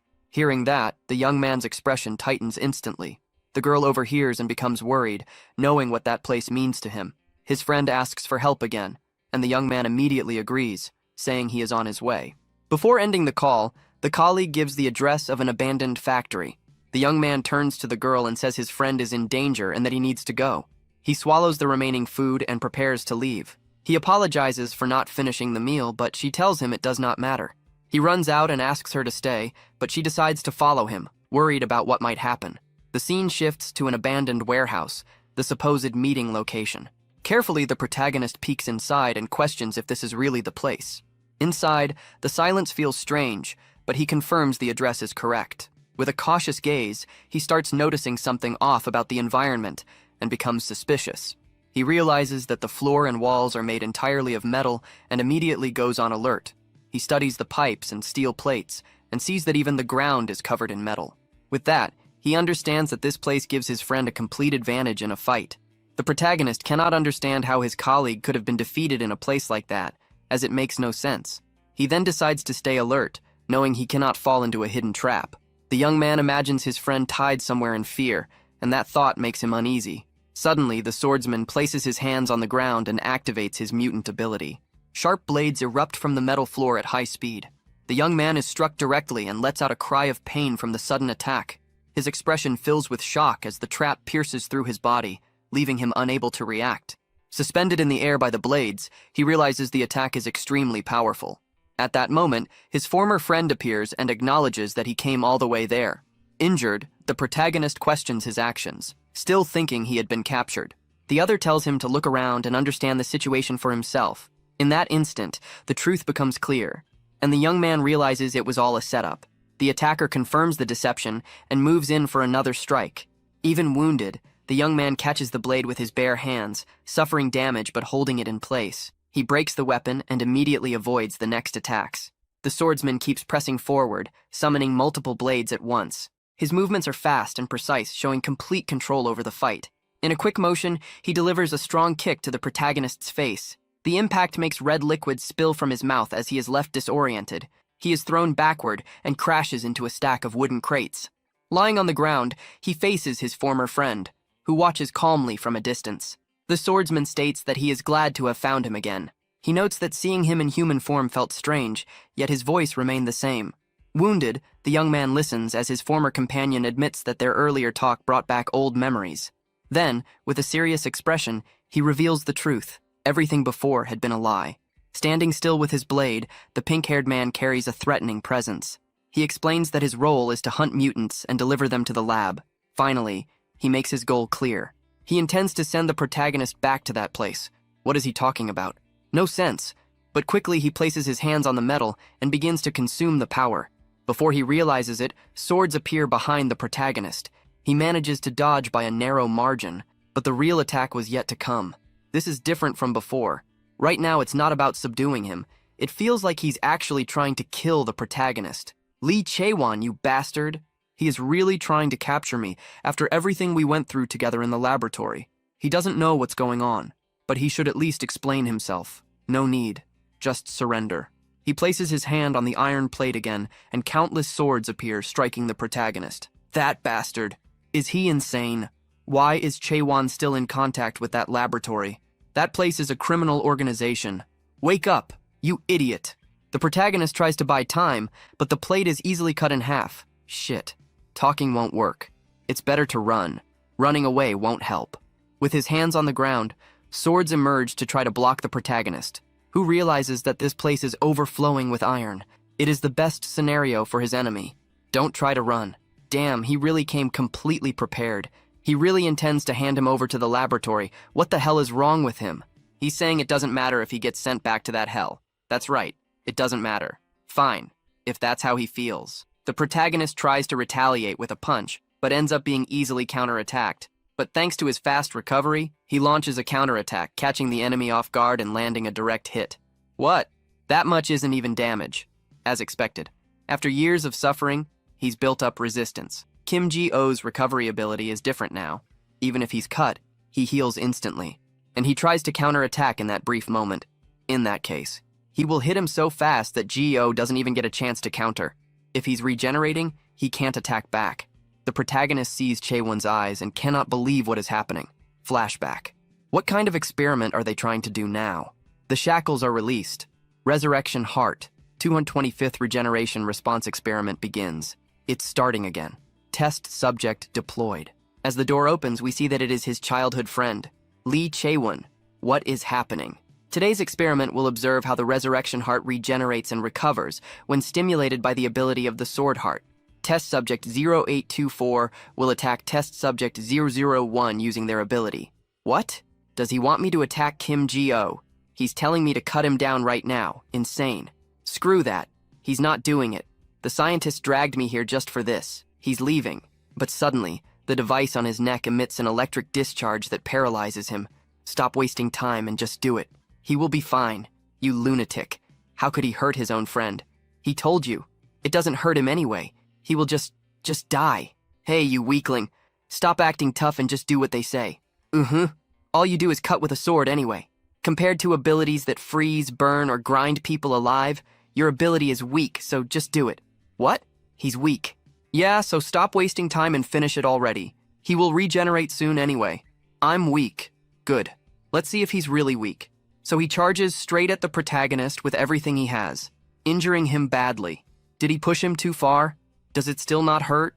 How about this? How about this? It doesn't hurt at all. How about now? 2/25. Regeneration response experiment complete. Chaewon is exhausted. The protagonist is in pain, but at the same time, he thinks, wait, it doesn't hurt as much as he thought. Don't move, pretend you don't know anything. Since he's covered in his blood, those researcher bastards won't notice. What did you do? Those wounds, don't tell me. He injured himself. Yeah, so shut up and don't get us caught. Why would you do that? He regenerates anyway. Idiot, he knows your recovery is slow as hell. Besides, those laboratory bastards barely even give him enough blood to regenerate properly because they say he's dangerous. And don't try the same self-sacrifice act. It's embarrassing between friends. Why you of all people? Back to the present. The protagonist braces himself and attempts a counterattack, but he stops the attack. Could it be? Even after cutting him like that, he's still. This seriously hurts his pride. He's not fighting. Get lost. Even after cutting you this much, he's still joking around. Just give up and let yourself be captured. Because no matter what, he's handing him over to the laboratory. Or else. Song Heiji, Jo Taegu, your friends. Should he capture them first instead? This bastard Jiho, he cut his mouth and is absorbing the blood. By heavily absorbing the enemy's blood, the protagonist quickly recovers the arm he had lost. Wait, the arm that was cut off. And with that same recovered arm, he lands a direct hit to the opponent's stomach, sending him flying several meters from the impact. Shit, 3 of his ribs are broken. His body has a lot of iron in it, so most attacks don't affect him. If he gets hit again, it will be fatal. But before he can even think, the protagonist has already rushed forward and delivers another blow to the face, sending him flying again. He's too fast. He can't even react. And once again, Gio appears behind him, ready to strike another blow, hitting him again, this time forcing him back. Shit. Where the hell is that strength coming from? Did he really get this strong just by absorbing his blood? He needs to widen the distance somehow and take control of the pace. What the hell? Is he predicting where his blades will appear? No. He's seeing it with his own eyes, and dodging. His reaction speed is this insane. Wasn't Kim Jio's ability supposed to be the resurrection? It wasn't just regeneration. Compared to when he was a skeleton, his strength, speed, reflexes, and stamina, every single ability is on a completely different level. At this rate, he will lose. Damned it. He didn't want to use this. Absorbing iron particles to the limit, every blood vessel and organ is being torn apart by the iron particles. But in return, the sword heart reacts violently, and like an explosion, it releases hundreds of blades. Kim Ji-ho, no matter how much you regenerate, he won't break through these countless blades. But the protagonist doesn't care at all. He advances anyway. So what? So what if he has them? It doesn't matter. He will keep hitting. This kind of thing doesn't hurt at all. His flesh tearing apart, blades stabbing into him. He can endure that much. The thing that really hurts him is, the protagonist doesn't let the enemy breathe. He keeps beating him down and breaking every blade with each strike, not giving him any chance to react. After all, what really hurts is being betrayed by his own friend. With a final blow, he says, that's what hurts the most. Even more than your blades. A friend he has known for 10 years trying to send him back to that horrible laboratory. That hurts his heart more. Why did he do it? He still doesn't understand. What did the laboratory promise you? That place is so horrible. He knows it better than anyone. Saying that now, what difference does it make? He follows the laboratory now. He was going to seal him to them. We can't go back to being friends anymore. Shut up. What are you talking about? Don't decide that on your own like that. Don't run away by saying everything is over. If you sold me out, tell me what you got in return. At least make me understand. Even if it's just an excuse, say something. At the very least. If he ever considered him a friend? Yeah, a friend. He remembers the past, when the two of them fought and at the same time played around. We had quite a bit of fun. Sorry. He has nothing to say. Before they can finish the conversation, footsteps are heard. A SWAT-like squad appears in the warehouse. Who are these people? All of them are carrying weapons. The protagonist is surrounded by them. Heart mutant detected. Requesting backup inside the factory. No way. The laboratory. Test subject 0001 has escaped due to containment system malfunction. Suppress immediately. The child with the resurrection heart. Maintain fire, continue shooting and transport the target. Damn, he needs to run. He grabs an iron bar and throws it toward the squad in order to create a distraction, then runs while carrying his friend. The mutant is escaping. Chase him. But after running a bit, he quickly encounters more enemies. Mutant escape route secured. We have them surrounded from front and back. Completely surrounded. Stay alert. Both of them are heart mutants. Maintain watch until we report to headquarters. If they resist, you are authorized to shoot. Police Special Assault Team Leader, Im Jin-wook. Team A, block external entry. Team B, load live ammunition and prepare to fire. If he gets captured like this, he will be sent back to the laboratory. Once firing, preparations are complete. But something strange happens. A female hand interrupts the message. From now on, she will take control of this scene. Mutant Special Police Task Force Leader Song Hyein. Wait, she's Leader Song Hyein of the Mutant Special Task Force. Leader Song is here. How did she get here? Everyone lower your guns. Understood. Cease fire. Everyone lower your weapons. She walks up to the protagonist. You must be Geo, don't be afraid. She came to help him. She heard everything about his situation from her younger sister. She's Hyeji's older sister. Her name is Song Hyein. Nice to meet you. He instantly recognized her as Song Hyeji's older sister. Hyein told him there was no reason to worry, making it clear that she would take control of everything from that point forward. She then shifted her attention toward the special assault team and questioned whether they had only arrived because of the mutant incident. One of the soldiers immediately responded with a sharp salute. Without wasting time, Hyein began taking command of the situation. She ordered the squad to block civilians from entering the area and instructed them to call for paramedics. But Captain Im Jin-wook refused to back down so easily. He raised his voice and stopped everyone, demanding to know if her task force intended to ignore standard field procedures. Hyein stayed completely calm. Without the slightest hesitation, she questioned whether the captain even understood the laws regarding police authority. Her assistant quickly stepped forward and explained that cases involving wanted mutants automatically gave their team priority over the scene. He shoved Lee Ki-won's warrant toward the captain and coldly told him to stay out of the way. Im Jin-wook let out a mocking scoff and claimed they had misunderstood who the real target was. He pointed past them with his gloved hand, making it clear that he was not referring to Ki-won, but to the boy wearing the black t-shirt. Ji-ho immediately froze in place as the captain revealed that CCTV footage had already identified him as another mutant. The captain argued that because Ji-ho was an unregistered mutant, he still counted as a civilian under police authority. He ordered his men to hold their fire while preparing to move toward their new target. A second later, the command to arrest Ji-ho echoed through the warehouse, and dozens of tactical rifles instantly aimed at him. Ji-ho clenched his teeth as he looked around at the weapons surrounding him, his mind racing for a way to escape the situation. Then, a sharp snap suddenly cut through the warehouse. Complex red geometric patterns immediately spread across the surface of one soldier's rifle. The glowing lines moved like an infection, rapidly crawling from weapon to weapon until every firearm held by the assault team was completely covered. An explosive burst of metal fragments tore through the air.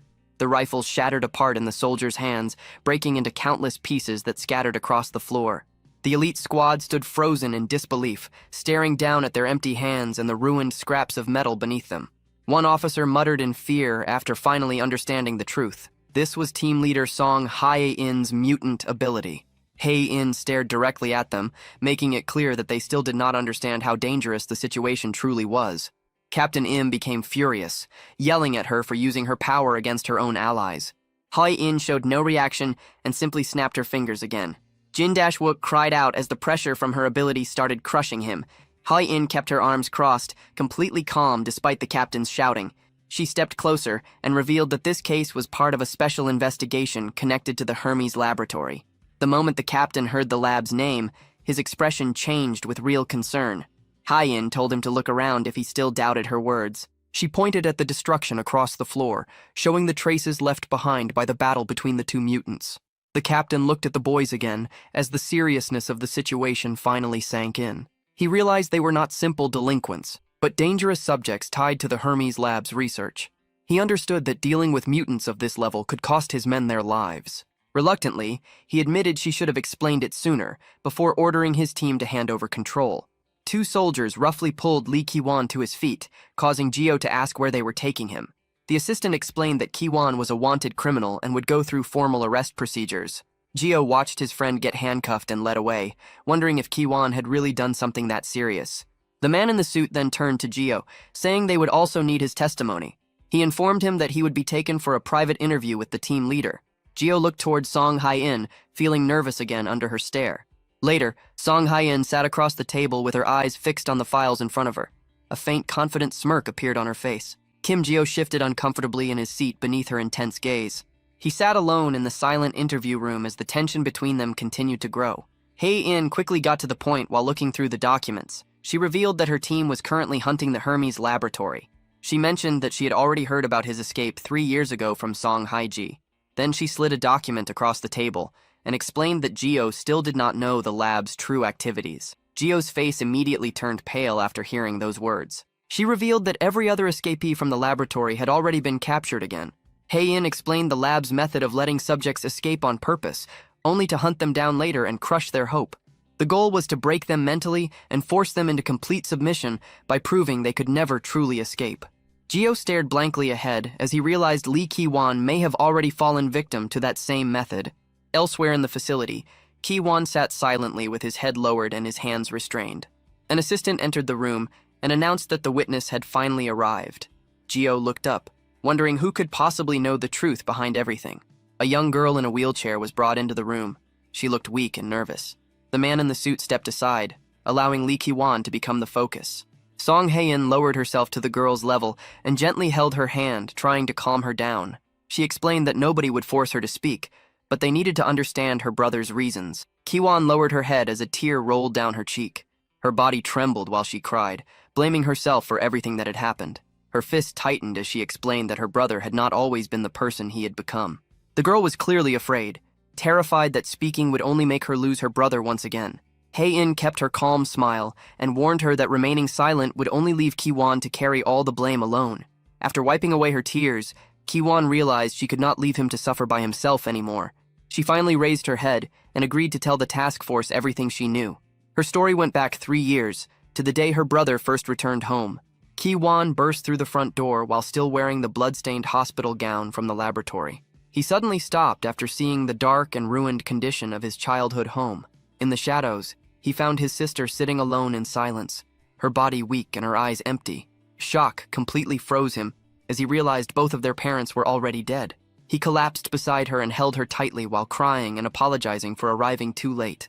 To cover her growing medical expenses, Ki-won started doing exhausting labor at a construction site. But because he had no legal identity, he constantly suffered from low pay and abuse from his employers. The little money he earned was never enough, and his sister's condition only grew worse until she started coughing up blood. Then one day, the small piece they had built together was destroyed when tactical units suddenly kicked down their door. Ki-won was immediately tackled to the floor by several armed men and pinned down before he could react. His sister cried out for her brother, desperately reaching toward him while the soldiers restrained him by force. Filled with rage, Ki-won shouted wildly, threatening to kill all of them if they did not let go of his sister. A man in a suit entered the room and looked down at the defeated boy with a cold smile. He crouched beside Ki-won and offered him a deal, a legal identity, a job, and enough money to save his sister. Ki-won listened as the laboratory presented its offer. They promised to cover everything his family needed as long as he agreed to handle their dirty work in secret. His sister explained how deeply the laboratory supported them, paying for medical treatment and even providing their home. In return, her brother was forced to keep complete silence about the terrible things he was ordered to do. Tears ran down her face as she admitted the guilt crushing her from inside. She finally understood that every bit of help she received had been bought through the crimes her brother committed for her sake. Lowering her head in shame, she apologized through her sobbing. The small interrogation room grew heavy with silence after her confession. Kim Ji-ho watched her quietly while processing the truth. He realized the person who betrayed him was not simply a criminal, but a desperate brother trying to save his sister's life. Soon after, a guard pushed the crying girl out of the room in her wheelchair, leaving silence behind. Song Hai-in calmly stated that this explained the full history of the incident. She then pulled out another document, her tone turning professional again. Hai-in made it clear that despite the tragic reason behind everything, the betrayal still happened. Lee Ki-won had willingly chosen to hand Ji-ho back to the people who tortured him. She reminded him how close he came to losing his freedom again. If the plan had succeeded, he would not be sitting there now. He would have returned to the laboratory and its experiments. Ji-ho lowered his eyes, accepting the painful truth. He knew Kiwon's crimes went far beyond betraying him once, and punishment was waiting for him. Song Hae-in gestured toward the phone attached to the wall. She offered Jiho one last opportunity to speak with Kiwon before the legal system fully took control. Jiho stared at the dark receiver, while the bruises from the fight still covered his face. He struggled between anger and the desire for closure. After a moment, he gave a small nod and accepted the offer. There were still things he needed to say. He walked toward the phone and slowly dialed the number. The cold room felt even quieter as the ringing sound echoed through the line. Jiho waited silently with the receiver pressed against his ear. His torn clothes still carried the marks of the battle they had barely survived. When the call connected, Jiho stayed silent at first. On the other side, Lee Ki-won also held the phone without speaking. He already knew who was calling before hearing a single word. After a long pause, Jiho finally spoke in a low and steady voice. He told Ki-won that he had heard everything from his sister. The laboratory, her condition, and the reason behind the betrayal were no longer secrets. Jiho demanded to know why Ki-won kept everything hidden. If they were supposed to be like brothers, why did he never say anything? A tired sigh came from the other side of the line. Ki-won had nothing left to defend himself with. Jiho's tone grew colder as his patience started fading.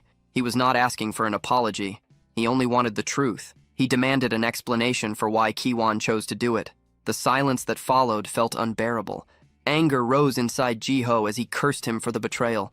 The pain from being betrayed still hurt more than the injuries from their fight. His grip tightened around the receiver hard enough to make the plastic creak. He demanded at least some excuse, wondering if Ki-won was too ashamed to even speak. Jiho slammed his hand onto the counter, leaving cracks spreading across its surface. He reminded Ki-won that he had tried to hand over a friend just to send him back to that nightmare. On the other side, Ki-won lowered his head while every word hit him heavily. He still offered no excuse. Jiho told him to spend the rest of his life suffering with regret for what he had done. To him, their bond was completely over. Ki-won closed his eyes and quietly accepted those words. He looked like someone who had already lost the will to keep fighting. Finally, he admitted that Jiho had every right to hate him. He refused to beg for forgiveness he did not deserve. Ki-won slowly moved to hang up the phone, ready to disappear into prison and leave everything behind. Before the call ended, Jiho stopped him with one last thing. He mentioned that the police had already promised to take care of his sister. His grip on the receiver loosened slightly as the silence between them changed. Jiho admitted that Ki-won was garbage, but his sister had done nothing wrong. He made sure she would not suffer because of his crimes. Then he told Ki-won to finish his sentence and come back out alive. Before ending the call, Jiho added one final unexpected request. He asked for another burger someday, admitting the last one had actually tasted good. Slowly, Jiho lowered the receiver as the call disconnected. The conversation was over. A memory from the laboratory surfaced in his mind, showing a thin and broken Kim Jiho. Even when he was barely alive himself, he still worried about the people around him. A younger Lee Ki-won appeared in the memory, his cheeks still full as he ate whatever scraps they could find.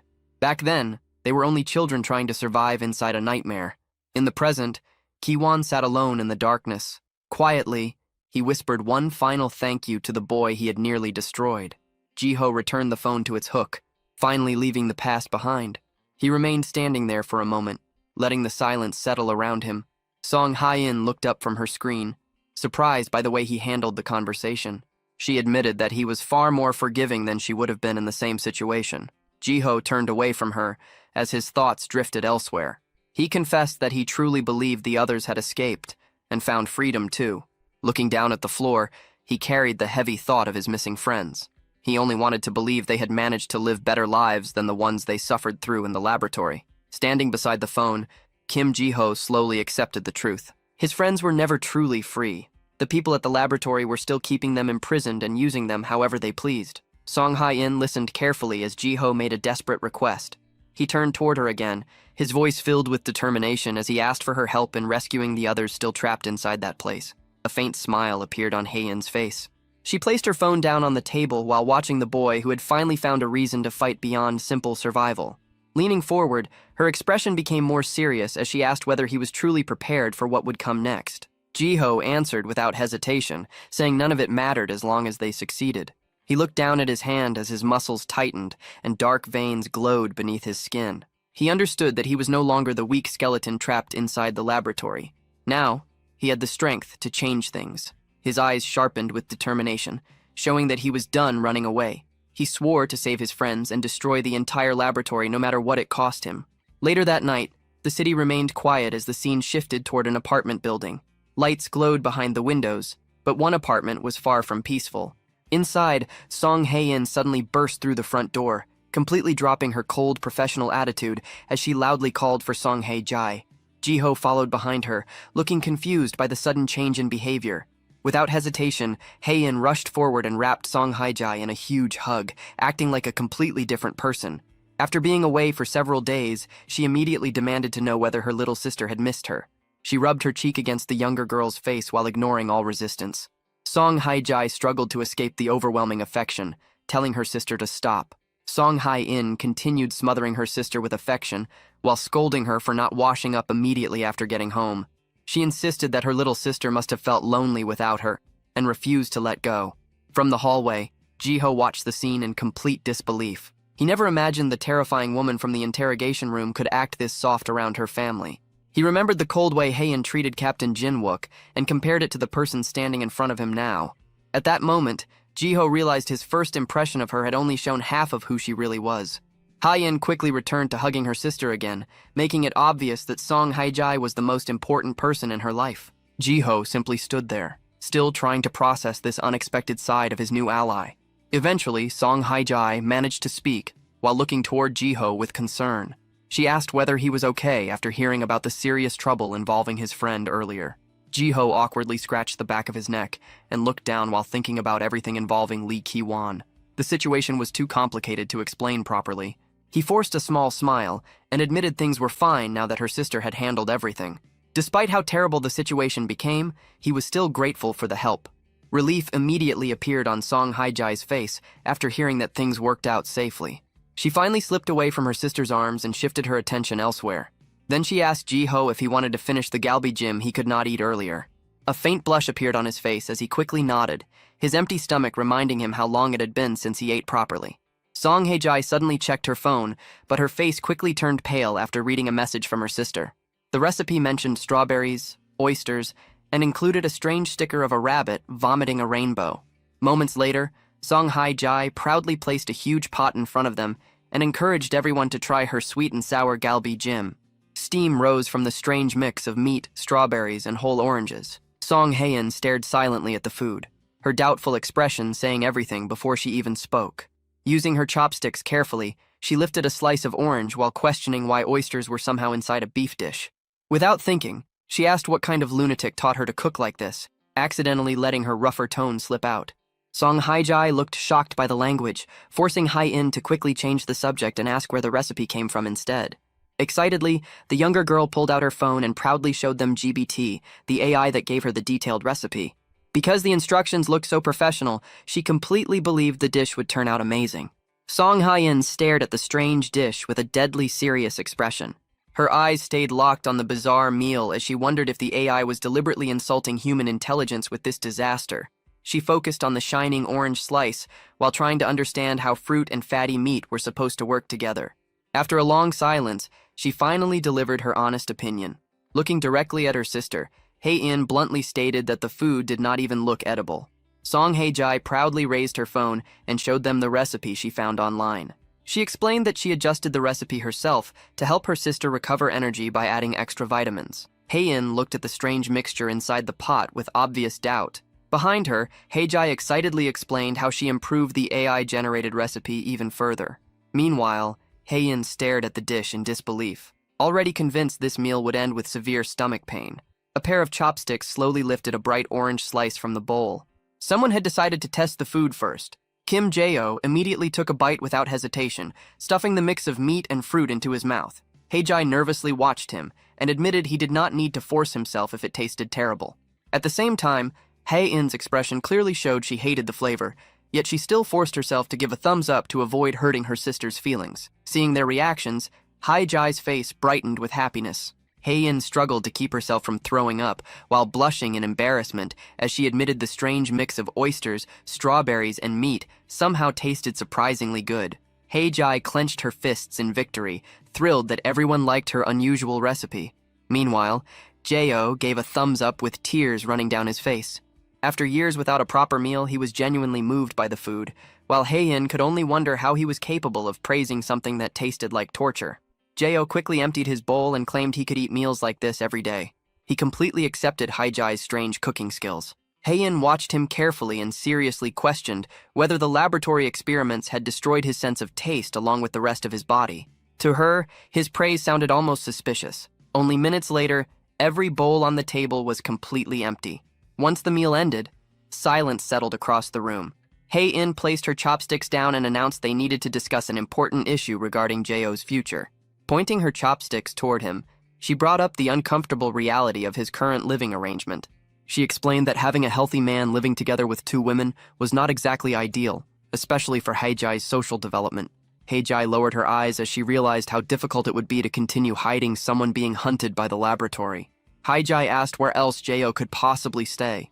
Heian explained that although she had considered placing him inside police housing, it was still safer to keep his identity hidden for now. Jo quietly sat there while holding the small dog, Tweejim. Taking control of the situation herself, Heian pulled out her phone and searched for other options. She quickly made a call, asking if any official police residences still had empty rooms available. Meanwhile, Jo and Haijai waited nervously nearby.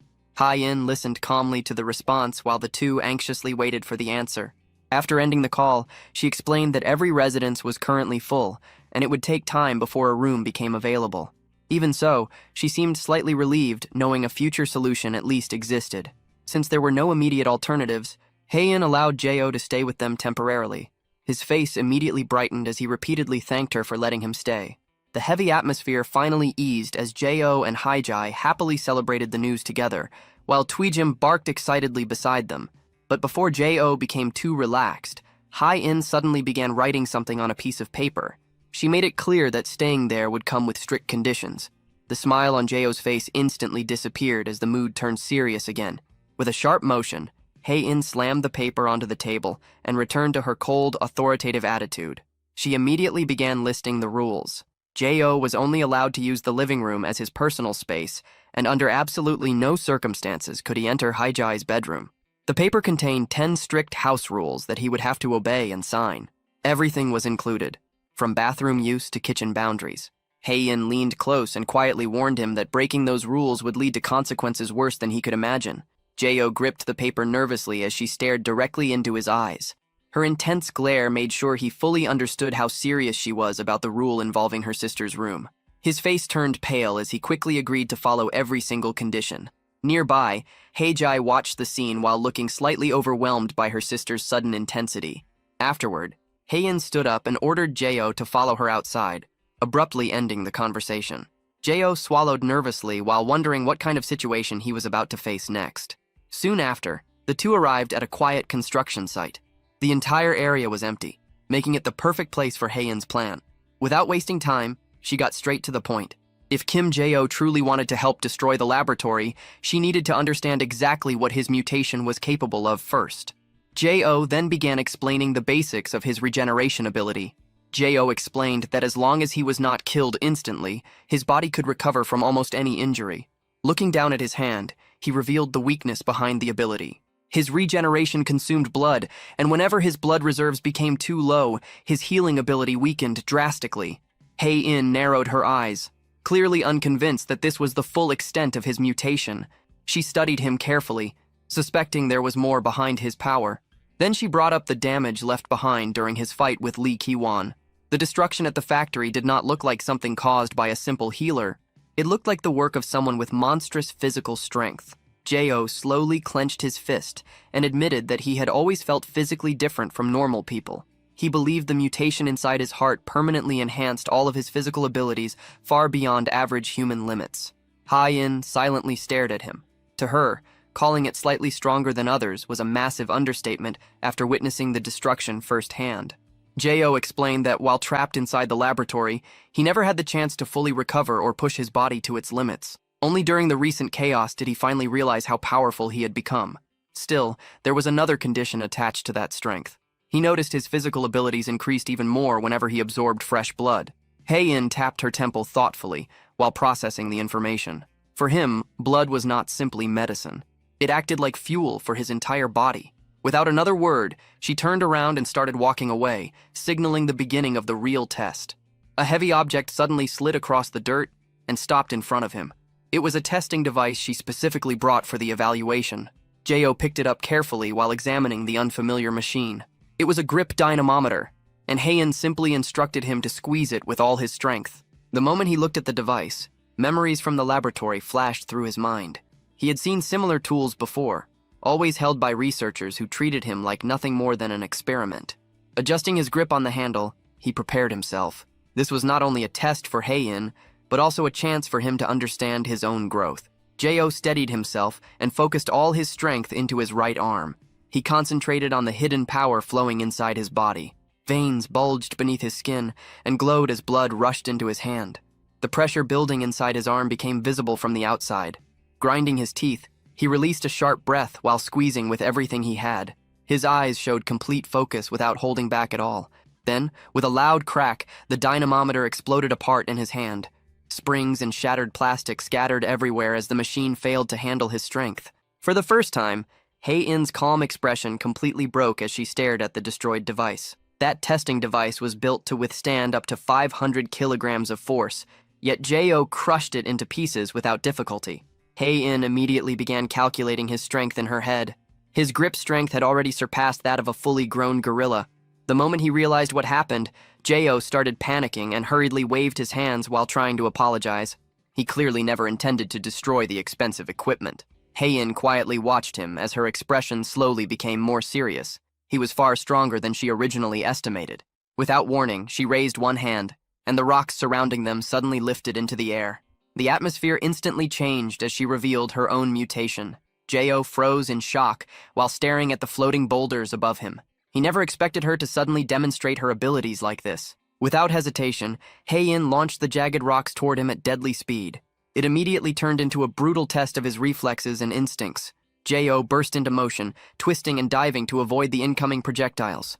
His movements became sharp and animal-like, his body reacting faster than his thoughts. Then one of the stones finally struck him directly in the forehead, causing him to cry out in pain. Even with his speed, Heian's control over the flying rocks remained impossible to predict. Afterward, Heian stopped the attack while looking mildly impressed. She explained that the rocks were flying in completely random patterns, yet he still managed to dodge almost all of them. Then she gave her conclusion. Based on his performance, Jo officially qualified as a high-rank heart mutant. Still rubbing his forehead, Jo looked completely confused. He asked if her mutation was basically some kind of superpower after seeing the floating stones move so unnaturally. Heian responded with a flat expression, clearly unimpressed by the comparison. She immediately corrected him and explained that everything mutants could do still existed within the boundaries of science. According to her, true superpowers did not exist. However, she added one important detail. Her specific mutation was classified as a national secret, so she had no intention of explaining it further. Keeping her back turned toward him, Heian then gave him his first serious order. He needed to hide his abilities and avoid drawing attention to himself as much as possible. Her eyes became cold as she delivered one final warning. She understood he had spent his life being treated like a weapon, but outside the laboratory, that kind of attention would only make him a target. Jo silently stared back as her words settled into his mind. He understood she was right. Standing out too much would only send him back into another cage.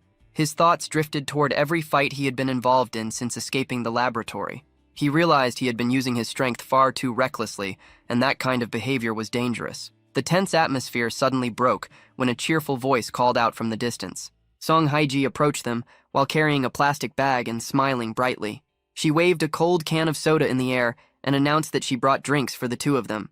Her arrival immediately brought some normality back to the situation. After spending the morning being tested and hit by flying rocks, Jo practically stared at the drinks with hunger. Heian quietly watched him with a rare hint of sympathy. Despite all the power inside him, she realized he was still just a young boy who had lost everything. Heian prepared to leave for a work call, leaving the two alone at the construction site. Song Haiji asked where she was going, and her older sister simply told them to save some food for her before leaving. Kim Jo immediately grabbed the cold soda Haiji brought him and took a huge, desperate gulp. Haiji watched him with a bright smile, curious about his reaction to the Coca-Cola. The moment the drink hit him, he nearly choked from excitement while loudly declaring that it tasted incredible. After years of surviving on laboratory food, the sudden rush of sugar and carbonation completely overwhelmed his senses. Jo stared at the red can as if it were something miraculous.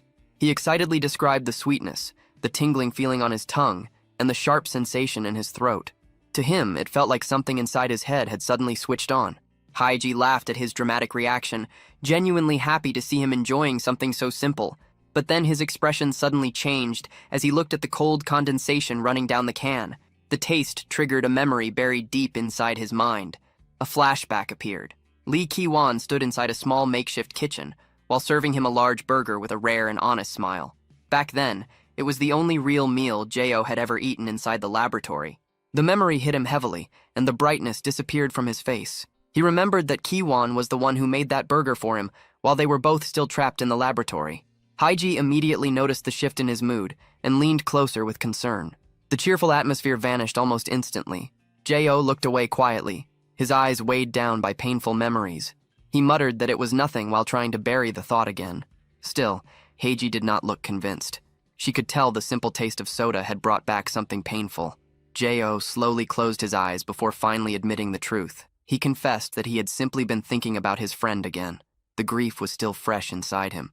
The two quietly sat together on the construction bench, while the distant city skyline faded into the background. Jae-oh admitted that he was not only close to Ki-wan, but to all the other test subjects as well. Haiji listened silently and commented on how deeply he cared about them. She remembered how relaxed he looked back at the burger shop whenever he was surrounded by people who understood him. Jae-oh lowered his gaze toward the ground as his voice became quieter.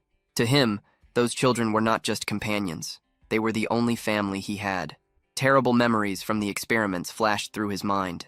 He remembered sitting restrained to a chair, as nothing more than a starving skeleton, while scientists in gas masks treated him like an object. Yet even inside that nightmare, the children still found tiny moments of humanity together.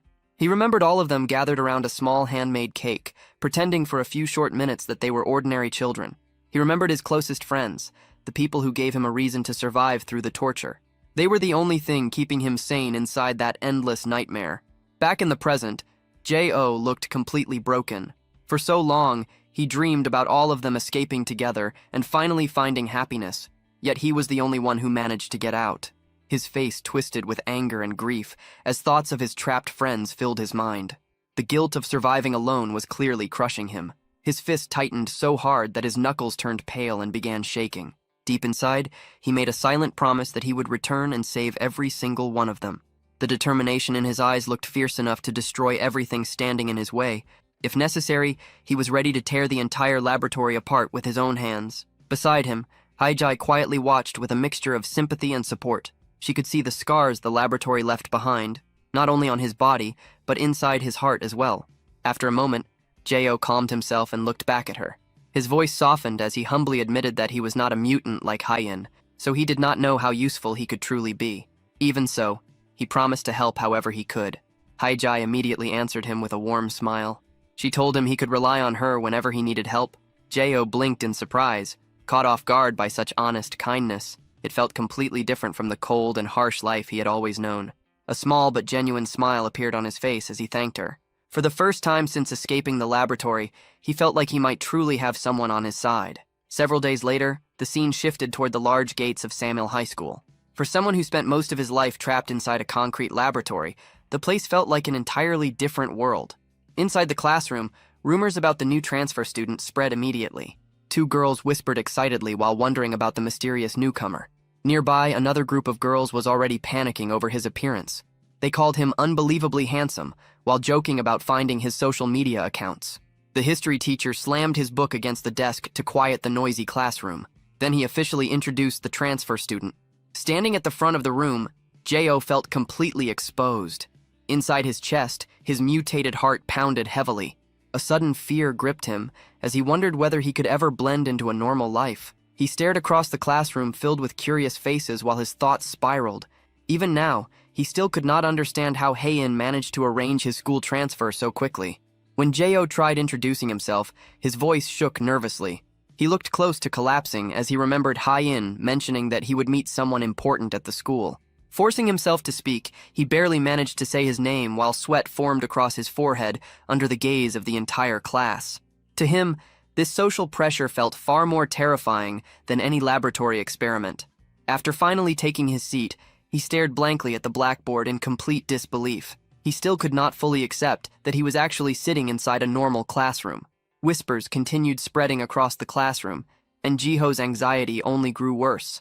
His face turned pale as nausea hit him, making him wonder if he was about to throw up directly onto his desk. Behind him, several girls were already whispering about how attractive he looked.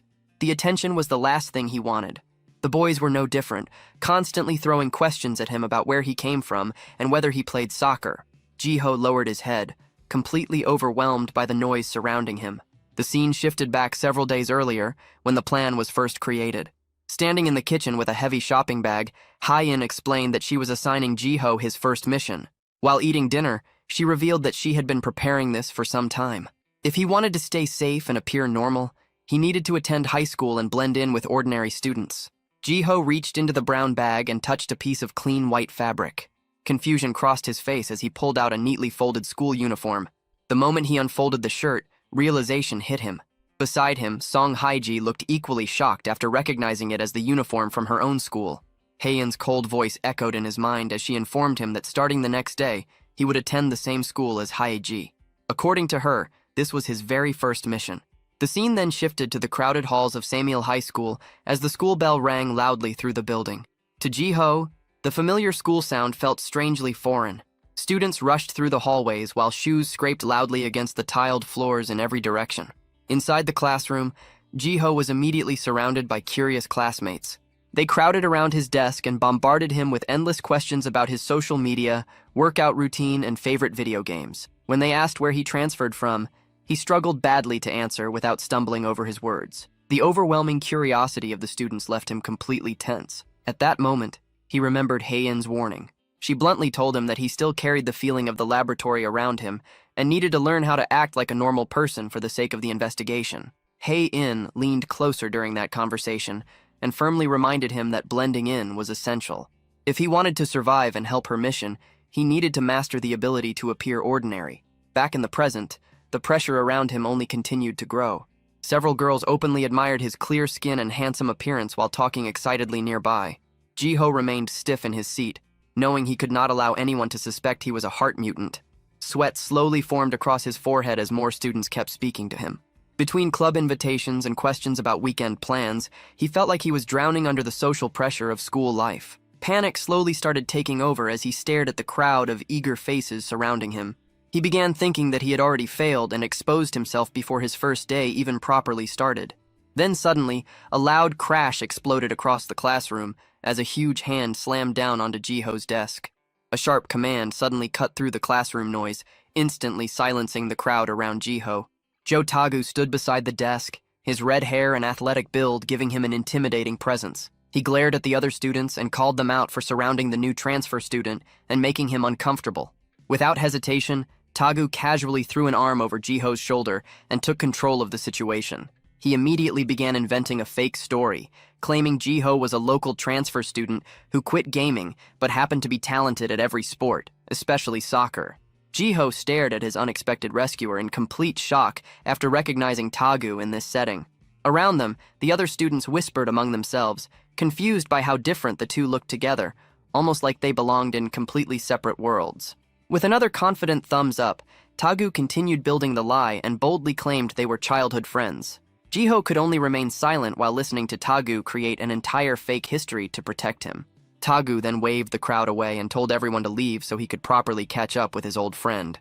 Eventually, the students finally dispersed and left the two alone near the back of the classroom.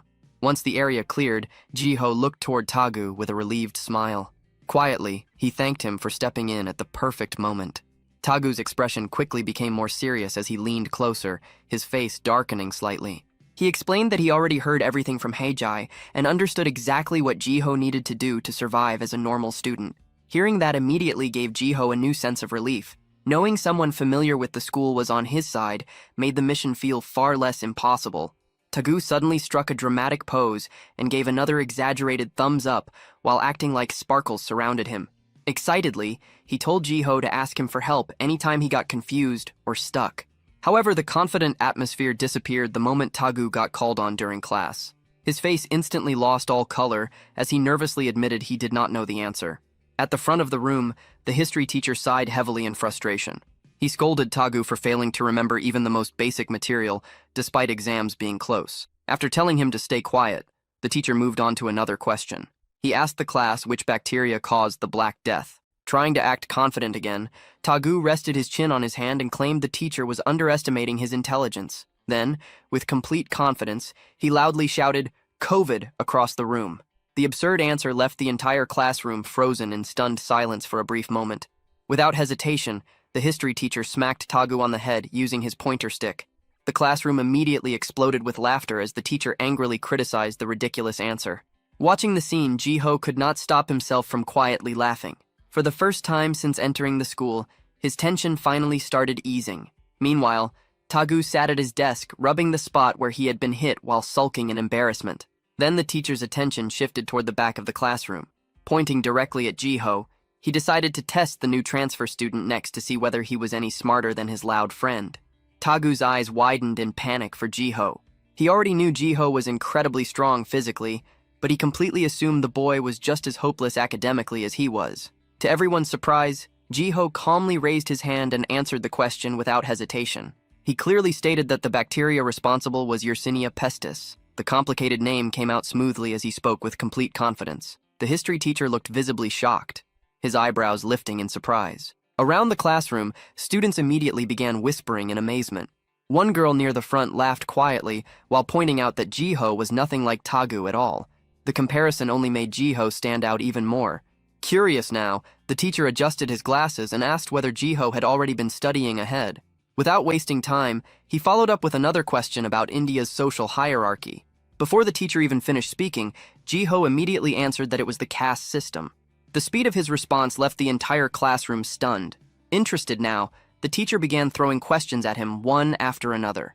He asked about the Crusades, Roman history, the French Revolution, and the beginning of World War I.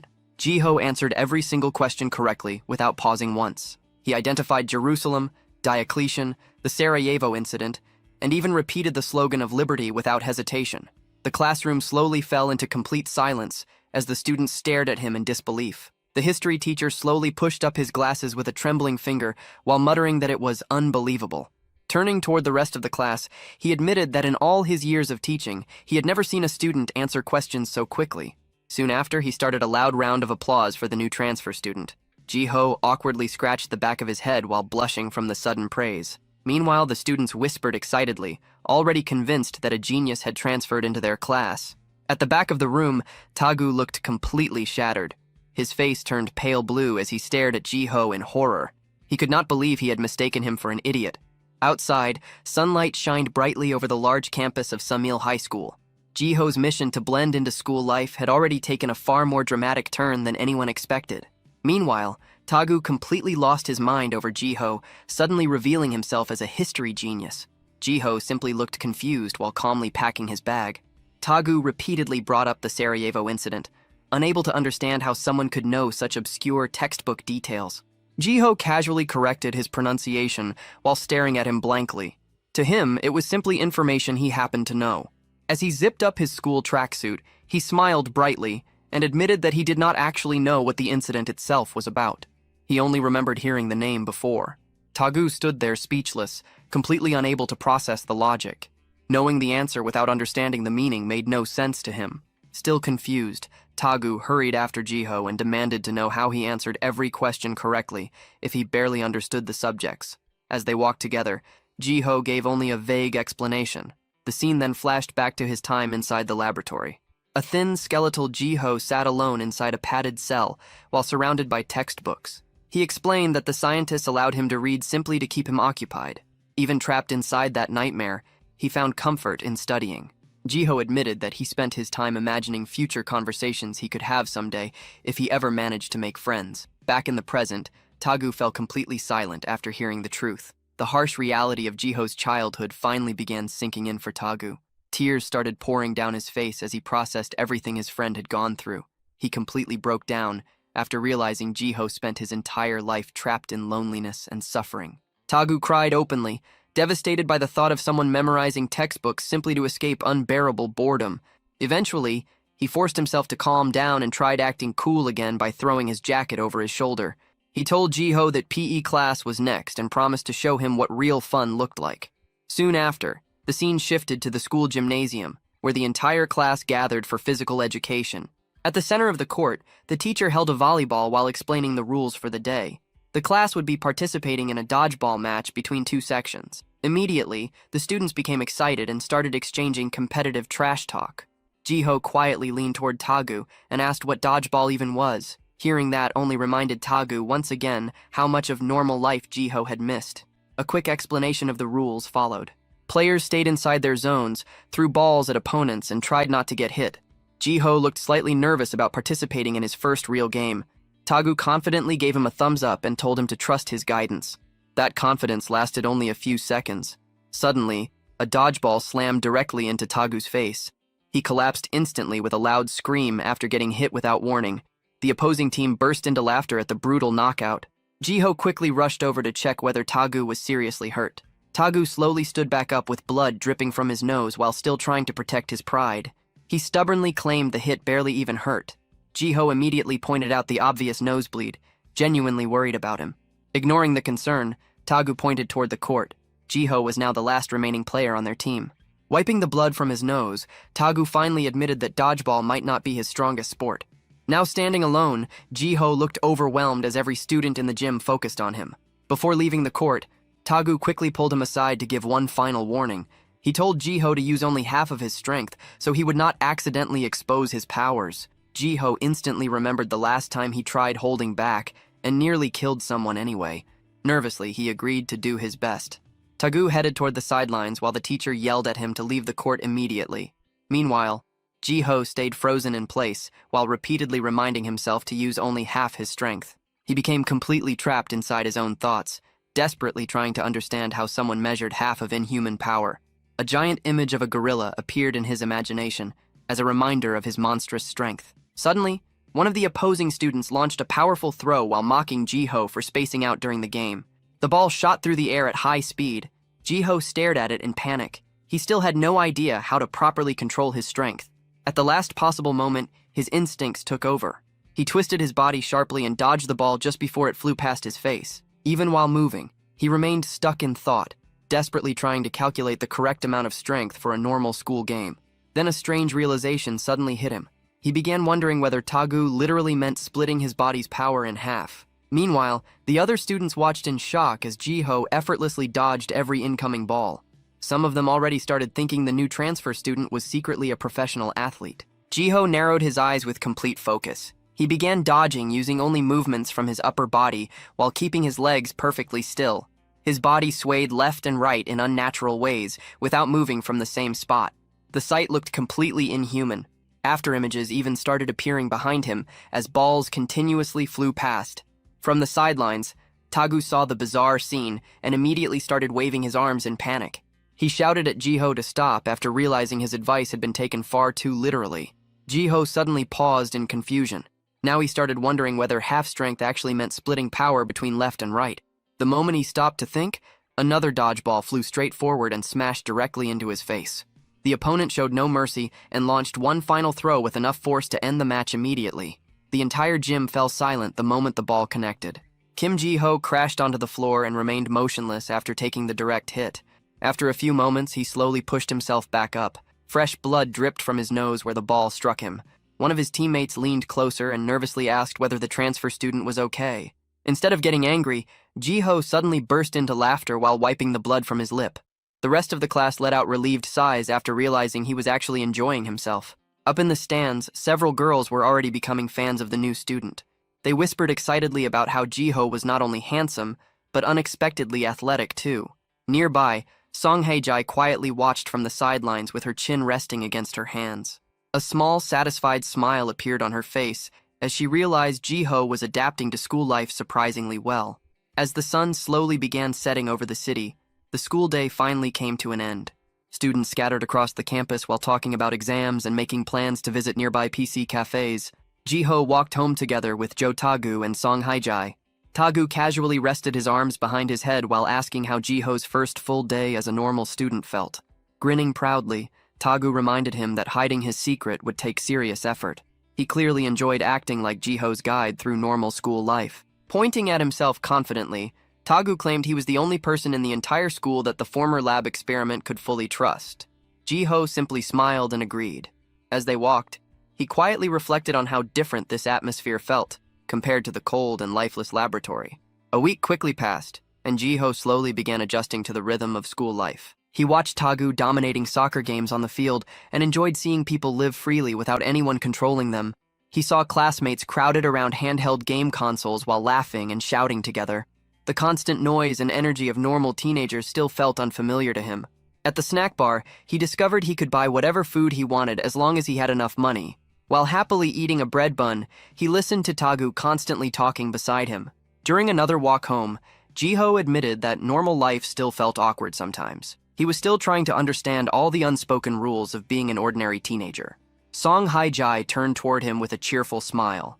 She admitted that despite the awkward moments, she genuinely enjoyed spending the day together. Tagu suddenly stopped walking after hearing Jiho speak so honestly. Jiho quietly confessed that without meeting the two of them, he never would have known life could feel this normal and peaceful. With his backpack hanging from his shoulders, he sincerely thanked them both. It was a rare moment of honest gratitude from someone who had lost almost everything. Tagu immediately became embarrassed and told Jiho to stop acting emotional. Still grumbling, he insisted there was still a lot left for Jiho to learn about surviving high school. Soon after, the scene shifted away from the peaceful streets and toward a hidden warehouse on the outskirts of the city. The area was dark, silent, and completely isolated from the public eye. A group of men in dark suits moved through the warehouse, their footsteps echoing across the empty building.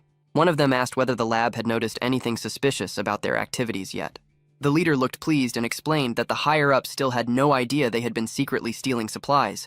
According to him, they only needed to stay quiet for a few more days before they were completely safe. Suddenly, he stopped walking and narrowed his eyes after sensing something strange nearby. In the shadows, a man sat alone while casually eating instant ramen. It was Kang Do-young, and he looked completely relaxed. Do-young loudly slurped his noodles while hiding his face behind dark sunglasses. Without concern, he mentioned that the men arrived earlier than expected and asked them to wait until he finished eating. The boss immediately dismissed him as some random homeless man and ordered one of his subordinates to throw him out. The thug charged forward, but Do-young reacted faster. He instantly blocked the attack while angrily yelling about his spilled soup. The boss became furious and called him insane for caring more about ramen than his own safety. He threatened to smash Do-young's skull if he did not leave immediately. Still crouched on the ground, Do-young ignored the threats while quietly examining the men through his sunglasses. Holding a sausage skewer in one hand, he carefully checked whether these were the people he had been searching for. Then he adjusted his glasses and complained that the dark tint made it difficult to see properly. His eyesight seemed far more important to him than the armed men surrounding him. Finally, he lifted the sunglasses from his face and revealed a chilling grin. The atmosphere instantly changed. A violent shockwave suddenly exploded through the air and shattered his glasses into pieces. Cracks started spreading across Do-young's skin as his body hardened into stone. His face slowly transformed into something resembling ancient rock. Do-young mocked the terrified men and told them to stop acting like cowards. Then he fully stood up while his body continued transforming into a living weapon. At that moment, the thugs realized they were no longer facing an ordinary human. Do-young casually asked how much money they had stolen from the laboratory. He made it clear that he came specifically for the stolen cash and had no intention of leaving empty-handed. Inside his chest beat the heart of rock. Cracked stone covered it while glowing red energy pulsed through the gaps with destructive force. Raising a massive hand made entirely of stone, Do-young calmly informed the men that he would now be collecting their stolen money as compensation. A week later, the scene shifted back to the school soccer field. Students played a lively match while laughter and shouting filled the air. Kim Ji-ho ran alongside his classmates and looked more like a normal student with each passing day. For the first time in his life, he slowly began feeling like he truly belonged somewhere. Sitting quietly in class afterward, Ji-ho reflected on the mission Song Hae-in gave him when he first arrived. The task had been simple. He needed to live like an ordinary person and adapt to normal life. Now, surrounded by the constant noise and chatter of classmates, Ji-ho thought back to how terrified he initially was of being exposed. At first, he focused so much on hiding his identity that he could not enjoy anything around him. He remembered his awkward posture, nervous reactions, and stiff behavior during sports activities. Back then, he constantly worried that everyone around him noticed how strange he acted. But little by little, those fears were replaced by a growing sense of belonging. Later, Ji-ho sat beside Joe Tagu at a convenience store table while happily eating a steamed bun. Nearby, A girl quietly watched the two talking together. As Jiho continued spending his days studying, eating, and laughing with people his own age, he finally realized how enjoyable school life truly was. Back on the soccer field, Jiho sprinted forward with a wide and genuine smile. His loosened tie fluttered behind him while he celebrated a successful play. The tall apartment buildings surrounding the school stood in sharp contrast to the cold laboratory where he once lived. Jotagu ran across the field and loudly shouted for Jiho to take the shot. The soccer ball flew through the air with a powerful sound as the game reached an intense moment. Jiho locked onto the incoming ball with complete focus. As he ran forward, he quietly marveled at the simple joy of being able to play freely again. It was a freedom he once believed he would never experience. With a sharp grunt, Jiho stopped the incoming soccer ball directly against his chest, his eyes locked in concentration.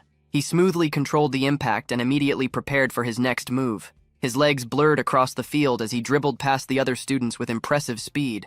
Then he spun his body perfectly, building momentum for a clean finishing shot that looked straight out of a professional training video. But despite the perfect form, the result was a complete disaster. Jiho completely missed the ball.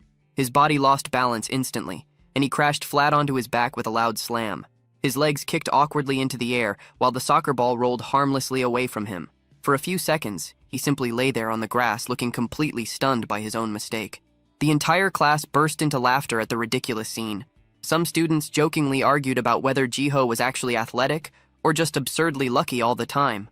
Meanwhile, Jiho sat up on the field and laughed together with everyone else, while his face turned bright red from embarrassment. Scratching the back of his head, he quietly wondered if he finally looked normal to the people around him.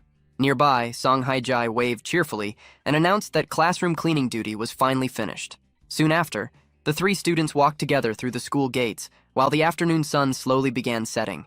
As they headed home, Jiho reflected on how happy he had become. The terrifying days spent running from the laboratory already felt strangely distant. During the walk, Jiho suddenly stopped after noticing a chicken skewer from a nearby street vendor. The smell alone completely captivated him. His eyes focused on the glistening oil covering the meat, as though he had discovered some legendary treasure instead of simple street food. Jotagu and Song Haijai watched him with amused expressions, while he continued staring at the skewer in silence. Tagu laughed and pointed out that Jiho reacted this way every single time somebody bought him food. With a mischievous grin, Tagu leaned closer and threatened to eat the skewer himself if Jiho kept staring at it instead of taking a bite. Jiho immediately flinched and pulled the food protectively against his chest. He explained that he planned to share it with Tweejim later. However, Haijai quickly warned him that seasoned food was unhealthy for dogs. Their peaceful walk was suddenly interrupted by a painful groan coming from nearby. Turning toward the sound, they spotted a man in a navy tracksuit lying face down beside a flower bed. The man groaned weakly about starving to death. This was Kang Do-young, and he looked completely exhausted. A brief flashback revealed that earlier that night, Do-young fought against a large group of thugs. The battle drained nearly all of his strength. Back in the present, he desperately searched his surroundings for anything that could restore his energy. His eyes finally locked onto a nearby flower bed filled with white daisies. Slowly, he reached a trembling hand toward the soil while thinking he could at least absorb minerals through his strange heart to survive a little longer. Before his fingers could touch the dirt, Jiho suddenly grabbed his arm and stopped him. Startled, Do-young looked up at the unexpected high school student. With complete seriousness, Jiho warned him that eating dirt would only destroy his stomach. Then he pointed toward the nearby plants and calmly explained that dandelion leaves and clovers were technically edible if he was truly desperate for food. A short distance away, Haijai and Tagu watched the bizarre scene in total confusion, while Jiho casually gave survival advice to someone they assumed was homeless. Do-young frantically waved both hands, trying to clear up the misunderstanding, and insist that he was not actually homeless. The three students simply stared at him in silence, clearly unconvinced. Then suddenly, Do-young's nose twitched after catching a strong scent nearby. His eyes immediately locked onto the chicken skewer in Jiho's hand. Pointing at it with a trembling finger, he desperately asked if he could have it. Jiho glanced down at the skewer, realizing he still had not taken a single bite. Looking at the starving man's expression, he suddenly remembered his own past when he wandered alone without food. Thinking about how Haijai once helped him during those days, Jiho decided to help someone else in return. Without hesitation, he offered the skewer to Do-young. The man wasted no time. He opened his mouth wide and swallowed the entire skewer in one aggressive bite. Jiho, Tagu, and Haijai could only stare in complete shock.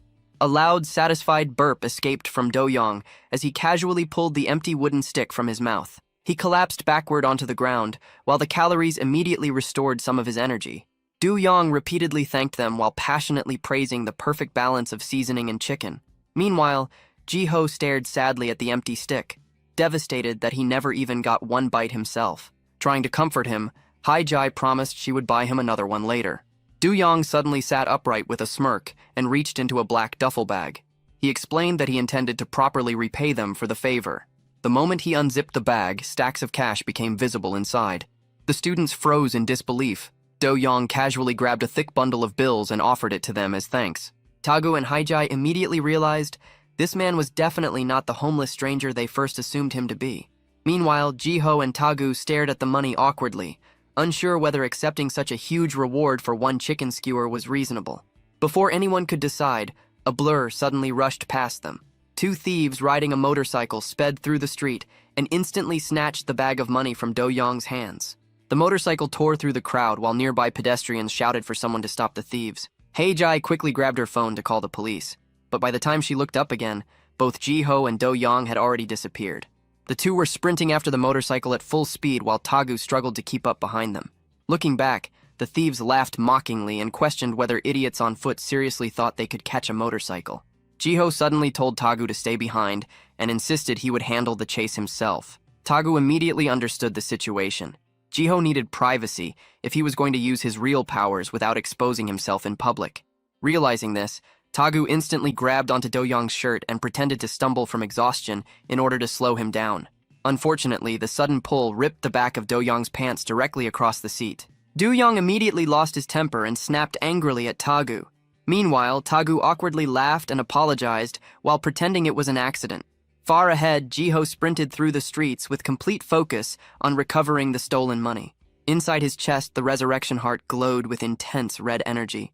The pulsing power fueled his body with monstrous speed. Every step exploded against the pavement as his feet barely touched the ground. Jiho turned into a blur racing through the city, leaving after-images behind him while rapidly closing the distance. One of the thieves glanced backward through his helmet visor.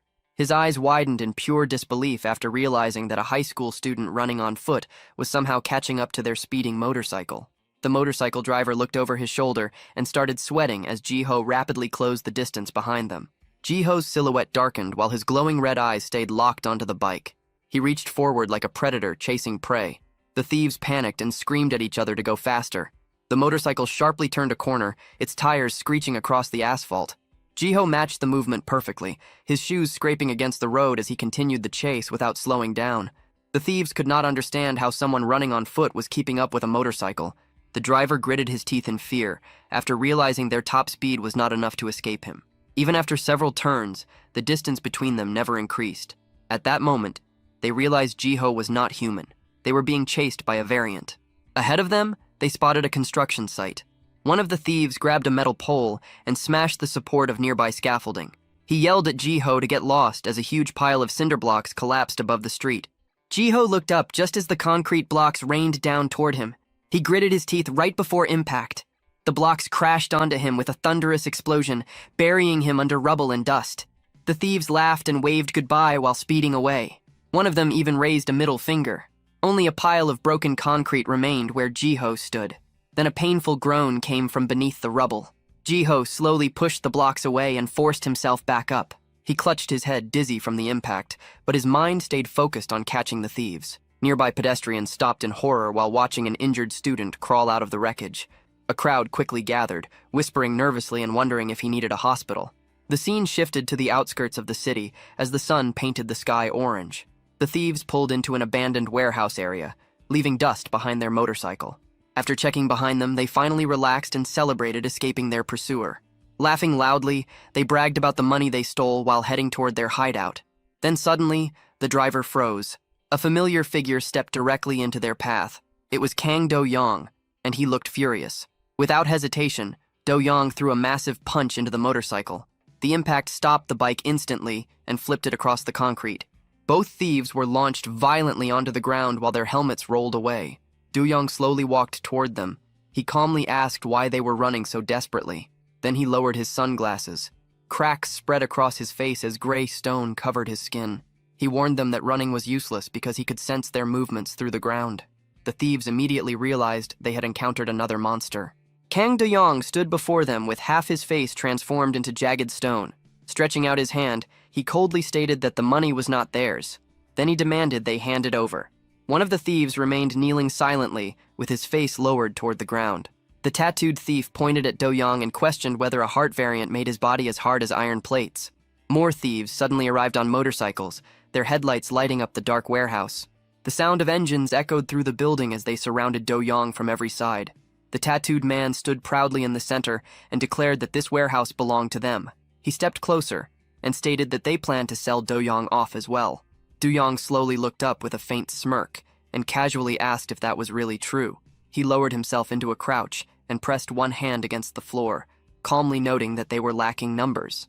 Inside his chest, a stone-like heart pulsed with a deep red glow. Do-yong slammed his palm against the ground. A violent shockwave spread across the concrete floor. One of the thieves shouted for everyone to run him over before he could fully use his powers. A motorcycle immediately accelerated toward him while weaving through piles of dirt. Suddenly, the ground began cracking apart beneath the bikes. The concrete violently shifted and rose upward. The thieves looked down in panic as massive chunks of stone burst from the asphalt. Do-yong remained crouched while calmly declaring that he would bury their entire hideout. Huge pillars of rock exploded from the floor, smashing through the building supports. The scene shifted to a corporate office. A man in a black suit bowed respectfully while handing a folder across a desk. He informed the woman sitting there that he had gathered the tracking data she requested. The official was a slim woman with short black hair and a pinstriped blazer. She calmly opened the file. Inside was information connected to a target named Kang Dong-wook, who was linked to a construction company. She studied the photo of Kang Do-yong and quietly noted that he looked very young. Leaning back in her chair, she narrowed her eyes and decided it might be time to contact Kim Ji-ho. She asked her subordinate whether the man in the file could be related to the person Ji-ho had been searching for. The man stood with his hands together and admitted that it was difficult to confirm. He explained that the target could possibly be Ji-ho's friend, but there was still no certainty. A sharp smile slowly spread across the woman's face. She tapped the photo and stated that her instincts told her this was exactly the person they needed. Kim Ji-ho suddenly slammed both hands onto the desk, his eyes widening in shock. He could not believe they might have actually found one of his old friends from the lab. Hae-in stayed completely calm and gestured for him to settle down. Leaning back in her chair, she reminded him that nothing had been confirmed yet. She briefly changed the subject and checked her phone while casually commenting that the school uniform suited him well. Then she asked how he was adjusting to life as a student. Ji-ho awkwardly laughed and scratched the back of his head before admitting that school had actually been fun. Still, spending time around normal students only made him miss his old friends even more. His expression quickly turned serious again as he leaned forward. He brought the conversation back to the mission and demanded to know exactly what she meant when she said they might have found one of them. Hae-in slid a thick folder across the desk, revealing a stack of investigation reports. She explained that her team had been tracking someone around Ji-ho's age. After pulling out a photograph, she handed it to him for a closer look. The picture showed a man sitting inside what looked like an interrogation room. Ji-ho grabbed the photo with both hands and stared intensely at the face in front of him. He recognized the man immediately, but the situation made no sense. He suddenly jumped to his feet and pointed at the picture in shock. That was the same man he met recently, the one wandering around the streets. Ji-ho quickly started rambling about how the guy stole his chicken skewer and even tried eating dirt before that. Hae-in stared at him in complete confusion, clearly caught off guard by the ridiculous details. After brushing her hair aside, she calmly revealed the man's name, Kang Dong-yuk. She carefully watched Ji-ho's reaction, checking whether the name triggered any memories from the lab. Ji-ho looked back at the file but slowly shook his head. The name sounded completely unfamiliar to him. He explained that his vision was blurry back then because his body had not fully regenerated, but he was certain he would recognize the person face to face. He flipped through more pages and examined a cleaner photo of the man. Neither the name nor the appearance matched anyone he remembered. Then suddenly, his eyes widened. Sweat formed on his face as he reached the next set of images. Something inside the file completely shook him. Ji-ho stared at a photo taken during a warehouse fight while his hands trembled around the papers. The image showed the man from behind. But what caught Ji-ho's attention was the arm. The skin was cracking apart and transforming into heavy gray stone. It was an unmistakable ability. A memory flashed through Ji-ho's mind. a young boy in a hospital gown, quietly sitting inside a cold, sterile room. In that instant, Ji-ho realized the truth. The man in the photo was not Kang Dong-yuk. It was Kang Do-hyang, one of his old friends from the lab. Ji-ho shouted the name aloud and immediately looked toward Hai-in for confirmation. He was completely certain. Nobody else could possess an ability like that. Hai-in nodded and confirmed that the power was known as the Heart of Stone. She carefully observed Ji-ho's reaction with a calculating look. Ji-ho leaned forward with a dark expression and demanded to know where the man currently was. Now that he had finally found a trace of his past, he refused to let it slip away. Hai-in then revealed the ugly truth. Kang Do-hyang had become the CEO of a massive construction company worth billions. Worse still, he was working alongside the same laboratory that experimented on them, just like Lee Ki-won. She admitted that some evidence was still circumstantial, but she strongly believed the connection was real. Because of those ties, Do-hyang had become one of the main targets of their investigation. Ji-ho stared silently into space as the betrayal slowly sank in. The thought of another one of his old friends working with the enemy made his jaw tighten. Seeing the opening, Hai-in brought up a mission she needed help with. She wanted Ji-ho to approach the target directly. Resting her chin against her hand, she revealed a small, knowing smirk. Then she bluntly asked if he was willing to take the assignment. The smile on her lips widened slightly. She already knew exactly how to make him agree. Ji-ho slammed his hand onto the desk and leaned over the scattered papers with determination burning in his eyes. He accepted the mission without a second of hesitation. The scene shifted to a massive construction site packed with cranes, excavators, and workers moving through clouds of dust. This was Hodden Construction, the company controlled by the man Ji-ho was searching for. One worker carried several heavy cement bags across his shoulders, while his face stayed hidden beneath a hard hat. Hai-in's voice explained that Ji-ho would be infiltrating the construction site where Do-hyang operated. Nearby, another laborer handled a loud cement mixer while preparing materials in a dusty corner. This was the place where Ji-ho was supposed to encounter the company's CEO. Ji-ho stood in the middle of the noisy site wearing dark work clothes and a white safety helmet. His mission was simple. He needed to uncover what kind of connection the company had with the lab. As he listened to the final instructions, he lowered his head beneath the shadow of his helmet. Hai-in warned him that the friends he once knew might no longer be the same people. An image flashed through his mind of a hooded man gripping a metal pipe with a cold expression. She explained that Do-hyang was far more deeply tied to the lab than any of their previous targets. Ji-ho walked toward the construction area with a heavy wooden frame strapped to his back. He needed to stay cautious and question every move his former friend made. For a moment, he stopped and glanced over his shoulder while dust drifted through the air.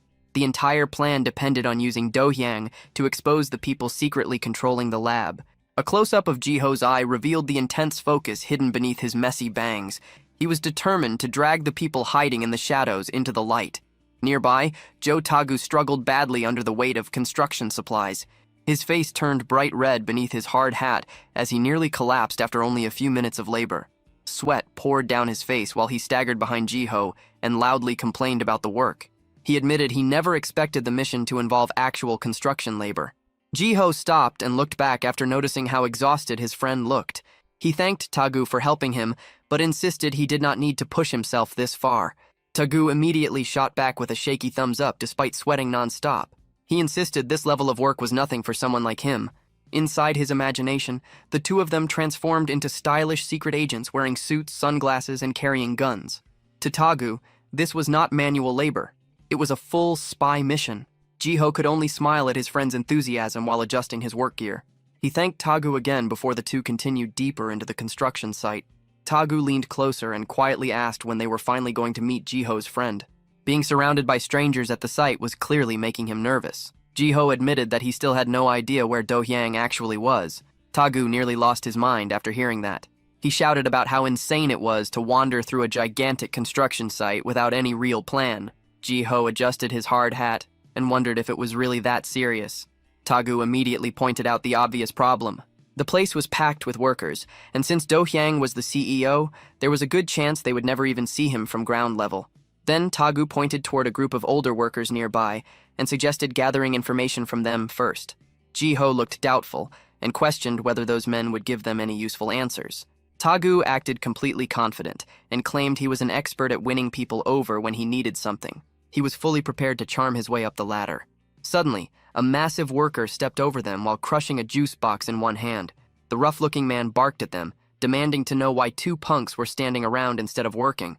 The older workers glanced down from their resting area and told the kids that the adults were busy. They ordered them to stop asking stupid questions and figure things out themselves. The veterans kept ranting about how young people immediately complained whenever things got difficult. To them, the younger generation was nothing but loud troublemakers. Some of the workers muttered that the country was falling apart because kids these days had rotten brains. None of them looked willing to tolerate rookie mistakes. The foreman pointed directly at Jiho and mocked him as some pretty-faced gigolo. He warned them that if they caused accidents and hurt anyone, the responsibility would fall on them. Then he pointed toward a giant pile of cement bags. They had 1 hour to move everything. If they failed, they could get lost and go home. Jiho and Tagu stood there while the foreman yelled at them to start moving. Tagu froze in place while Jiho calmly prepared for the work. The older workers walked away and left the two behind with the exhausting task. Jiho realized they would never get a chance to ask about the CEO unless they finished first. Tagu stared at the mountain of cement in complete despair. Moving all that weight within an hour seemed impossible for normal people. Jiho looked at the pile while remembering how they had already been yelled at earlier for carrying too much too quickly. He knew he had to handle this carefully without attracting suspicion.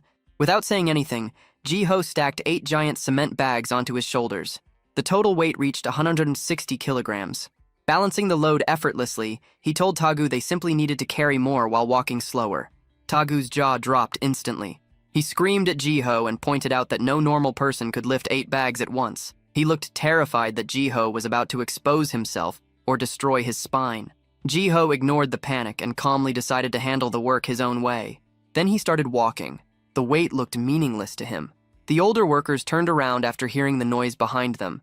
Their eyes widened in disbelief. Jiho suddenly took off across the site while carrying the massive load. The foreman immediately shouted at him for running again. Jiho yelled back that he was not running. He was only speed walking. His legs became a blur while he moved through the construction yard. Tagu struggled desperately to keep up while gasping for air behind him. The difference in physical ability completely shocked everyone watching. Workers across the site froze and stared at the trail Jiho left behind.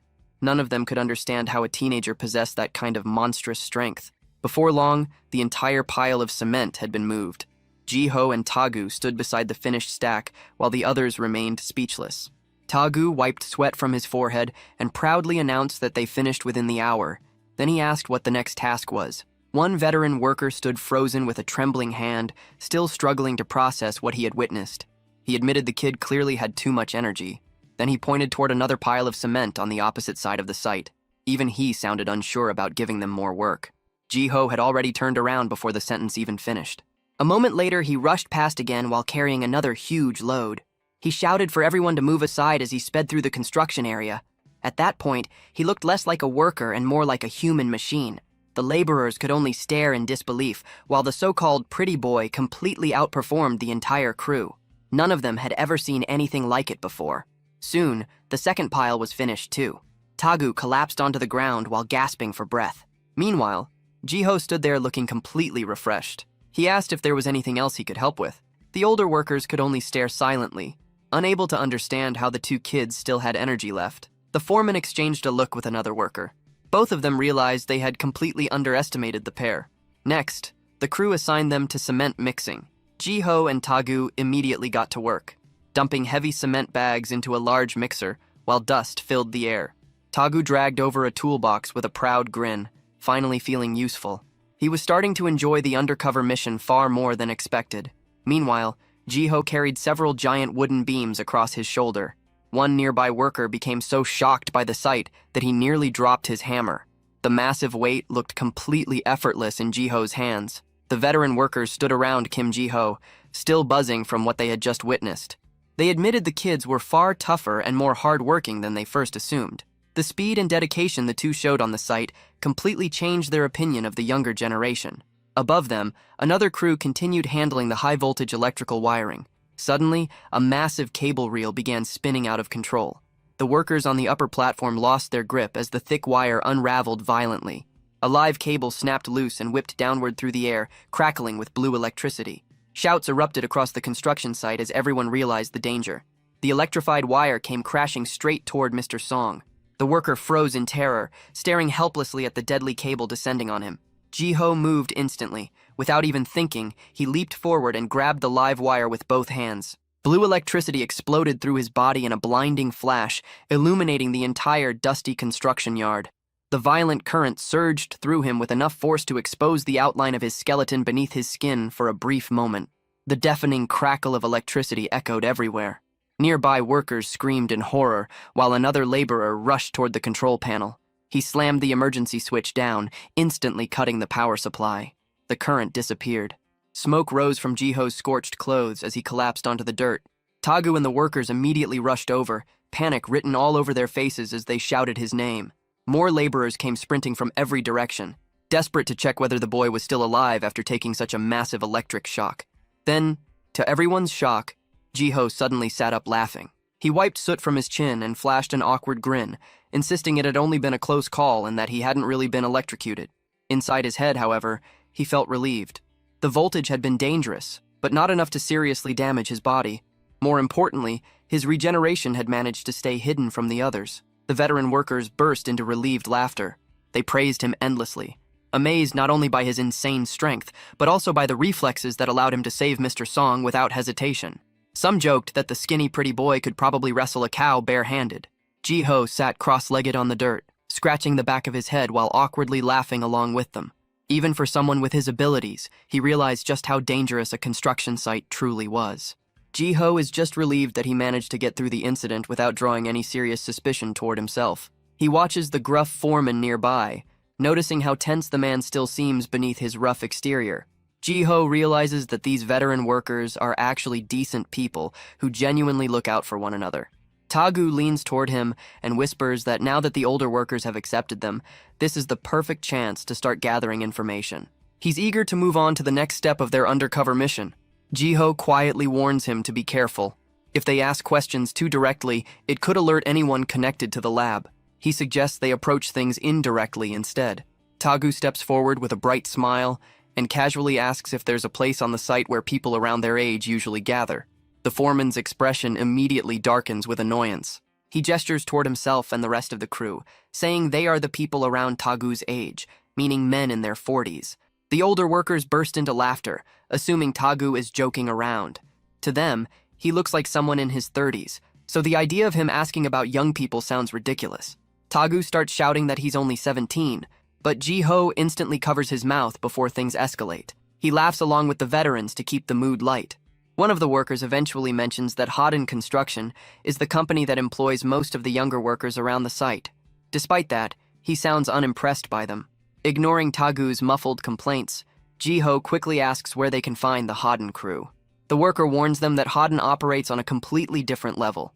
The pay is huge, but the work is brutal, and the people there are rough and dangerous. A red-tinted image flashes through Ji-ho's mind as the worker describes the intimidating figures associated with the company. Tagu and Ji-ho listen carefully while Ji-ho asks for the exact location. The worker suddenly points toward another section of the construction yard and mutters that they're arriving right now. A sleek white van rolls into the site, its clean exterior standing out sharply among the muddy trucks and heavy equipment. The side door opens. A pristine designer sneaker steps onto the dusty ground, its expensive green and red stripes looking absurdly out of place on a construction site. Tagu and Ji-ho stare with wide eyes, completely baffled by the sight. One after another, several young men step out of the van, all dressed head to toe in luxury brands. Gucci, Louis Vuitton, Burberry, every single one of them looks more like a celebrity than a construction worker. They move through the site with confidence and arrogance, completely ignoring the dirt surrounding them. Tagu nearly screams in disbelief as he points out all the designer labels. He wonders aloud how much money these people are actually making. Even Ji-ho is visibly caught off guard by the absurd display. Then the leader steps forward. His heavy boots echo against the concrete as he slowly approaches Ji-ho with calm confidence. He has a tall frame and his hair is tied back neatly in a sharp bun. Leaning casually against the van, he lowers his sunglasses and reveals sharp, calculating eyes focused directly on Ji-ho. It feels like he's searching for something in the boy's face. A smug smile spreads across his lips as he points directly at Ji-ho and asks if he's the same chicken skewer kid he met recently. He leans closer, his expression hardening as he demands confirmation. The tension between them grows heavier by the second. The man slowly pushes his sunglasses back up and narrows his eyes, repeating that they've definitely met before. A flashback surfaces of two boys inside a cold laboratory years ago. both wearing hospital gowns and quietly eating snacks together between experiments. Ji-ho doesn't back away. He stares directly into the man's eyes and addresses him by name, Kang Do-hyun. With a cold smile, Ji-ho confirms that they really have met before, mentioning that it has been over 10 years since they last saw each other. At long last, the two former brothers from the lab are reunited face to face. But Kang Do-hyun did not understand. To him, the protagonist was the child who gave chicken skewers. What a coincidence. But the protagonist answers that it is not a coincidence. He came to this place looking for him. After all, he knew that Kion worked here. That leaves Kion confused. Why is he looking for him? And then a flashback happens. Kang Do-young, starting now, he is joining your company. How you and the lab are connected, he is going to uncover it all. Whether you are getting help or being blackmailed, it does not matter. Just like the old days, we will be friends again. And that connection, he will sever it completely. So the reason he came looking for me is because you want to join our company. Yes, that's right. He appreciates the thought, but he thinks that is going to be a bit difficult. Go home. Do-young. He thought he would do that because he is a person of principle, but eventually he will not have a choice but to let me in. Do-young is going to need him. The protagonist states that he knows quite a lot about him, so he questions why he would need him. Okay, let me show you. He starts looking around the room while the others mock him. Why would we need you, punk? What are you going to show us? But quickly, the protagonist starts moving and rearranging items in the meeting room, leaving Do-hyung impressed. In the end, it looks like the protagonist is cleaning the place. Even the protagonist's friend becomes confused. What the hell is he suddenly doing? He cannot just touch things here however he wants, man. The other idiots become confused about what is happening. Hey, you crazy bastard, why are you moving that too? Then he finally says that he is finished. This is the most efficient flow of movement. What kind of nonsense? Drag that punk out. Tell me why this is efficient. You are right-handed, so the coffee cup goes on the right. Documents are organized by the date they were received. The pen holder is best placed where it does not obstruct movement, but is still within arm's reach. And moving that cabinet, it was covering the window that lets you see the entire construction site. For a CEO who must always manage and supervise, this window is essential, but the bootlickers keep nagging him. What a nonsense. You think we did not do it because we did not know. We arranged things efficiently in our own way, but the protagonist delivers the final argument. If they had, the accident would not have happened today. Efficiency does not just mean making things easy and fast. It means making it so anyone can understand the workflow at a glance, and making it possible to respond immediately when a hazard occurs. That is true efficiency. That is the only way to ensure accidents like the one earlier never happen again. Accident? There was an accident. Well, these guys did not even realize an accident happened. Speak, Foreman. Did you know an accident happened? Or not? That is, he has not received a report yet, so you need a report to know that. The scattered materials, the missing workers. He should know just by seeing how much the work has been delayed. No wonder accidents happen. He cannot even properly grasp the situation on site. And you are good. Ha ha ha ha ha ha. You thoroughly exposed something even he had managed to overlook. He will have to reevaluate things from the beginning. But in truth, the protagonist thinks that it was his own friend who taught him that technique. Returning to the laboratory flashback, the two of them are shown together. If we set it up like this, the pathway gets wider and efficiency goes up. What is so great about being efficient? Not only is it convenient, but the guys will not get hurt walking past. Wow, Do-young. You were even worried about the guys getting hurt. Being efficient sounds amazing. He wants to learn too. Really? Then, I will teach you a bit. How important being efficient is. Work at our company starting today, but he will start as an intern for now. He has things to do, so he will get going. Learn the ropes from these guys. We will sign the contract when he gets back. Thank you, Gio. He is amazing. He completely won over the CEO all by yourself. He knows Do-young well. Anyway, now he just needs to uncover what kind of work Do-young is doing with the lab.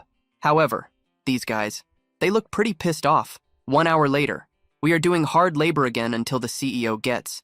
But at least you got closer to Do-young. That alone is a huge win. Hey, who told you to lay this down like this?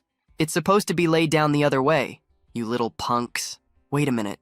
We just did as we were told. He told you to do it like this? Since when? Stop talking back and lay it the other way right now. Another hour later. They are tired. We laid it all down again. But once again, the same guy arrived shouting, "Hey, what are you doing laying the drainage pipe already? We have not even leveled the slope yet. Who told you to lay the pipe first? Do you have nothing in your head? No, You definitely told us to lay it out now. We just did it because you told us to. Fuck, are you talking back? If you have a problem with it, then get lost. Stop talking back and quickly pull it all out. He will give you 1 hour. But in the end, he realizes it. That bastard just let out a laugh. Those bastards are bullying us on purpose. These fuckers, how dare they think we are pushovers and bully us? Gio, he needs to go to the restroom. Taigu, are you mad? No. It is just because he needs to take a dump. Just wait, Gio. Your bro is gonna sort this out. Those guys went in here. Then he starts hearing noise and laughter. You should have seen their faces. Efficiency. What a load of bullshit. Some puny-ass punk acting all high and mighty. We already have enough people to play. Why would we split our cut with a brat like that? We just have to keep messing with them until they quit. The foreman is on our side anyway. If we just blame all the mistakes on those punks. But Taigu cannot hold himself back. Bullshit. Did you think we would just sit around and take it? He is going to beat the crap out of all of you. When did this punk get here? Without making a sound. Is he crazy? You want to get beat up? He has been giving us the runaround since earlier. Did you think he would not notice? So what are you going to do about it? He really wants to. But he cannot just beat him up. He is the one who started this. Go ahead and try to hit me. You think he is the only one with fists? Hey, stop it. What is he doing with a kid? And you, punk. He does not even know how to do anything. If he got a job thanks to your friend, shut up and get back to work. At least your friend is smart with work. What the hell do you do? What? He did not do anything. They think they are the only ones working. He is way stronger than you guys. Oh, really? He is strong. Then, how about a round of arm wrestling? If he wins, we will acknowledge you and won't mess with him. Arm wrestling. What the? That's fucking childish all of a sudden. But man, he messed with the wrong guy. Joe Tegu. He has never lost an arm wrestling match at school. That smirking face of yours. He will turn it into a Kring face soon enough. But as expected, he farmed aura and turned into a beta. He lost quickly, to the point that he could not understand anything. He is strong. This guy is no joke. If they had actually fought, he would have been fucked. You lost, right? Both of you quit and get out of here. What? When did I ever say I would quit if he loses? Hey, you punk. Did you think the rules would only benefit you? Obviously, if you lose, you guys get lost. Fuck. That was his goal all along. He just slammed it once. His hand hurts so much. My capillaries burst. It is already turning purple. But it would be such a shame to end it like this, do not you think? Let us arm wrestle a bit more. I am sorry. He will go back. But he doesn't think HSF friend will agree to it. Don't you think his friend should also try arm wrestling to understand the situation? Ah, that little pretty boy. You persuade him yourself. It's no use. He'll never be able to overcome that guy's stubbornness. If Gio shows up, those guys will all fall with one punch. He's incredibly stubborn. You guys please, break his stubbornness for me. Why should he? It doesn't matter if you don't leave on your own. Because they'll end up leaving as soon as your hands are crushed. Clench your fists tightly. He continues to slam Tegu's hand against the table, repeatedly, to the point where he cries for his mother and father. But before he can suffer another blow, one hand stops. No one understands what happened, only that the kid showed up, and they are surprised by his strength. His friend feels relieved. Gio. The rules of arm wrestling are a bit different here. Do it with me.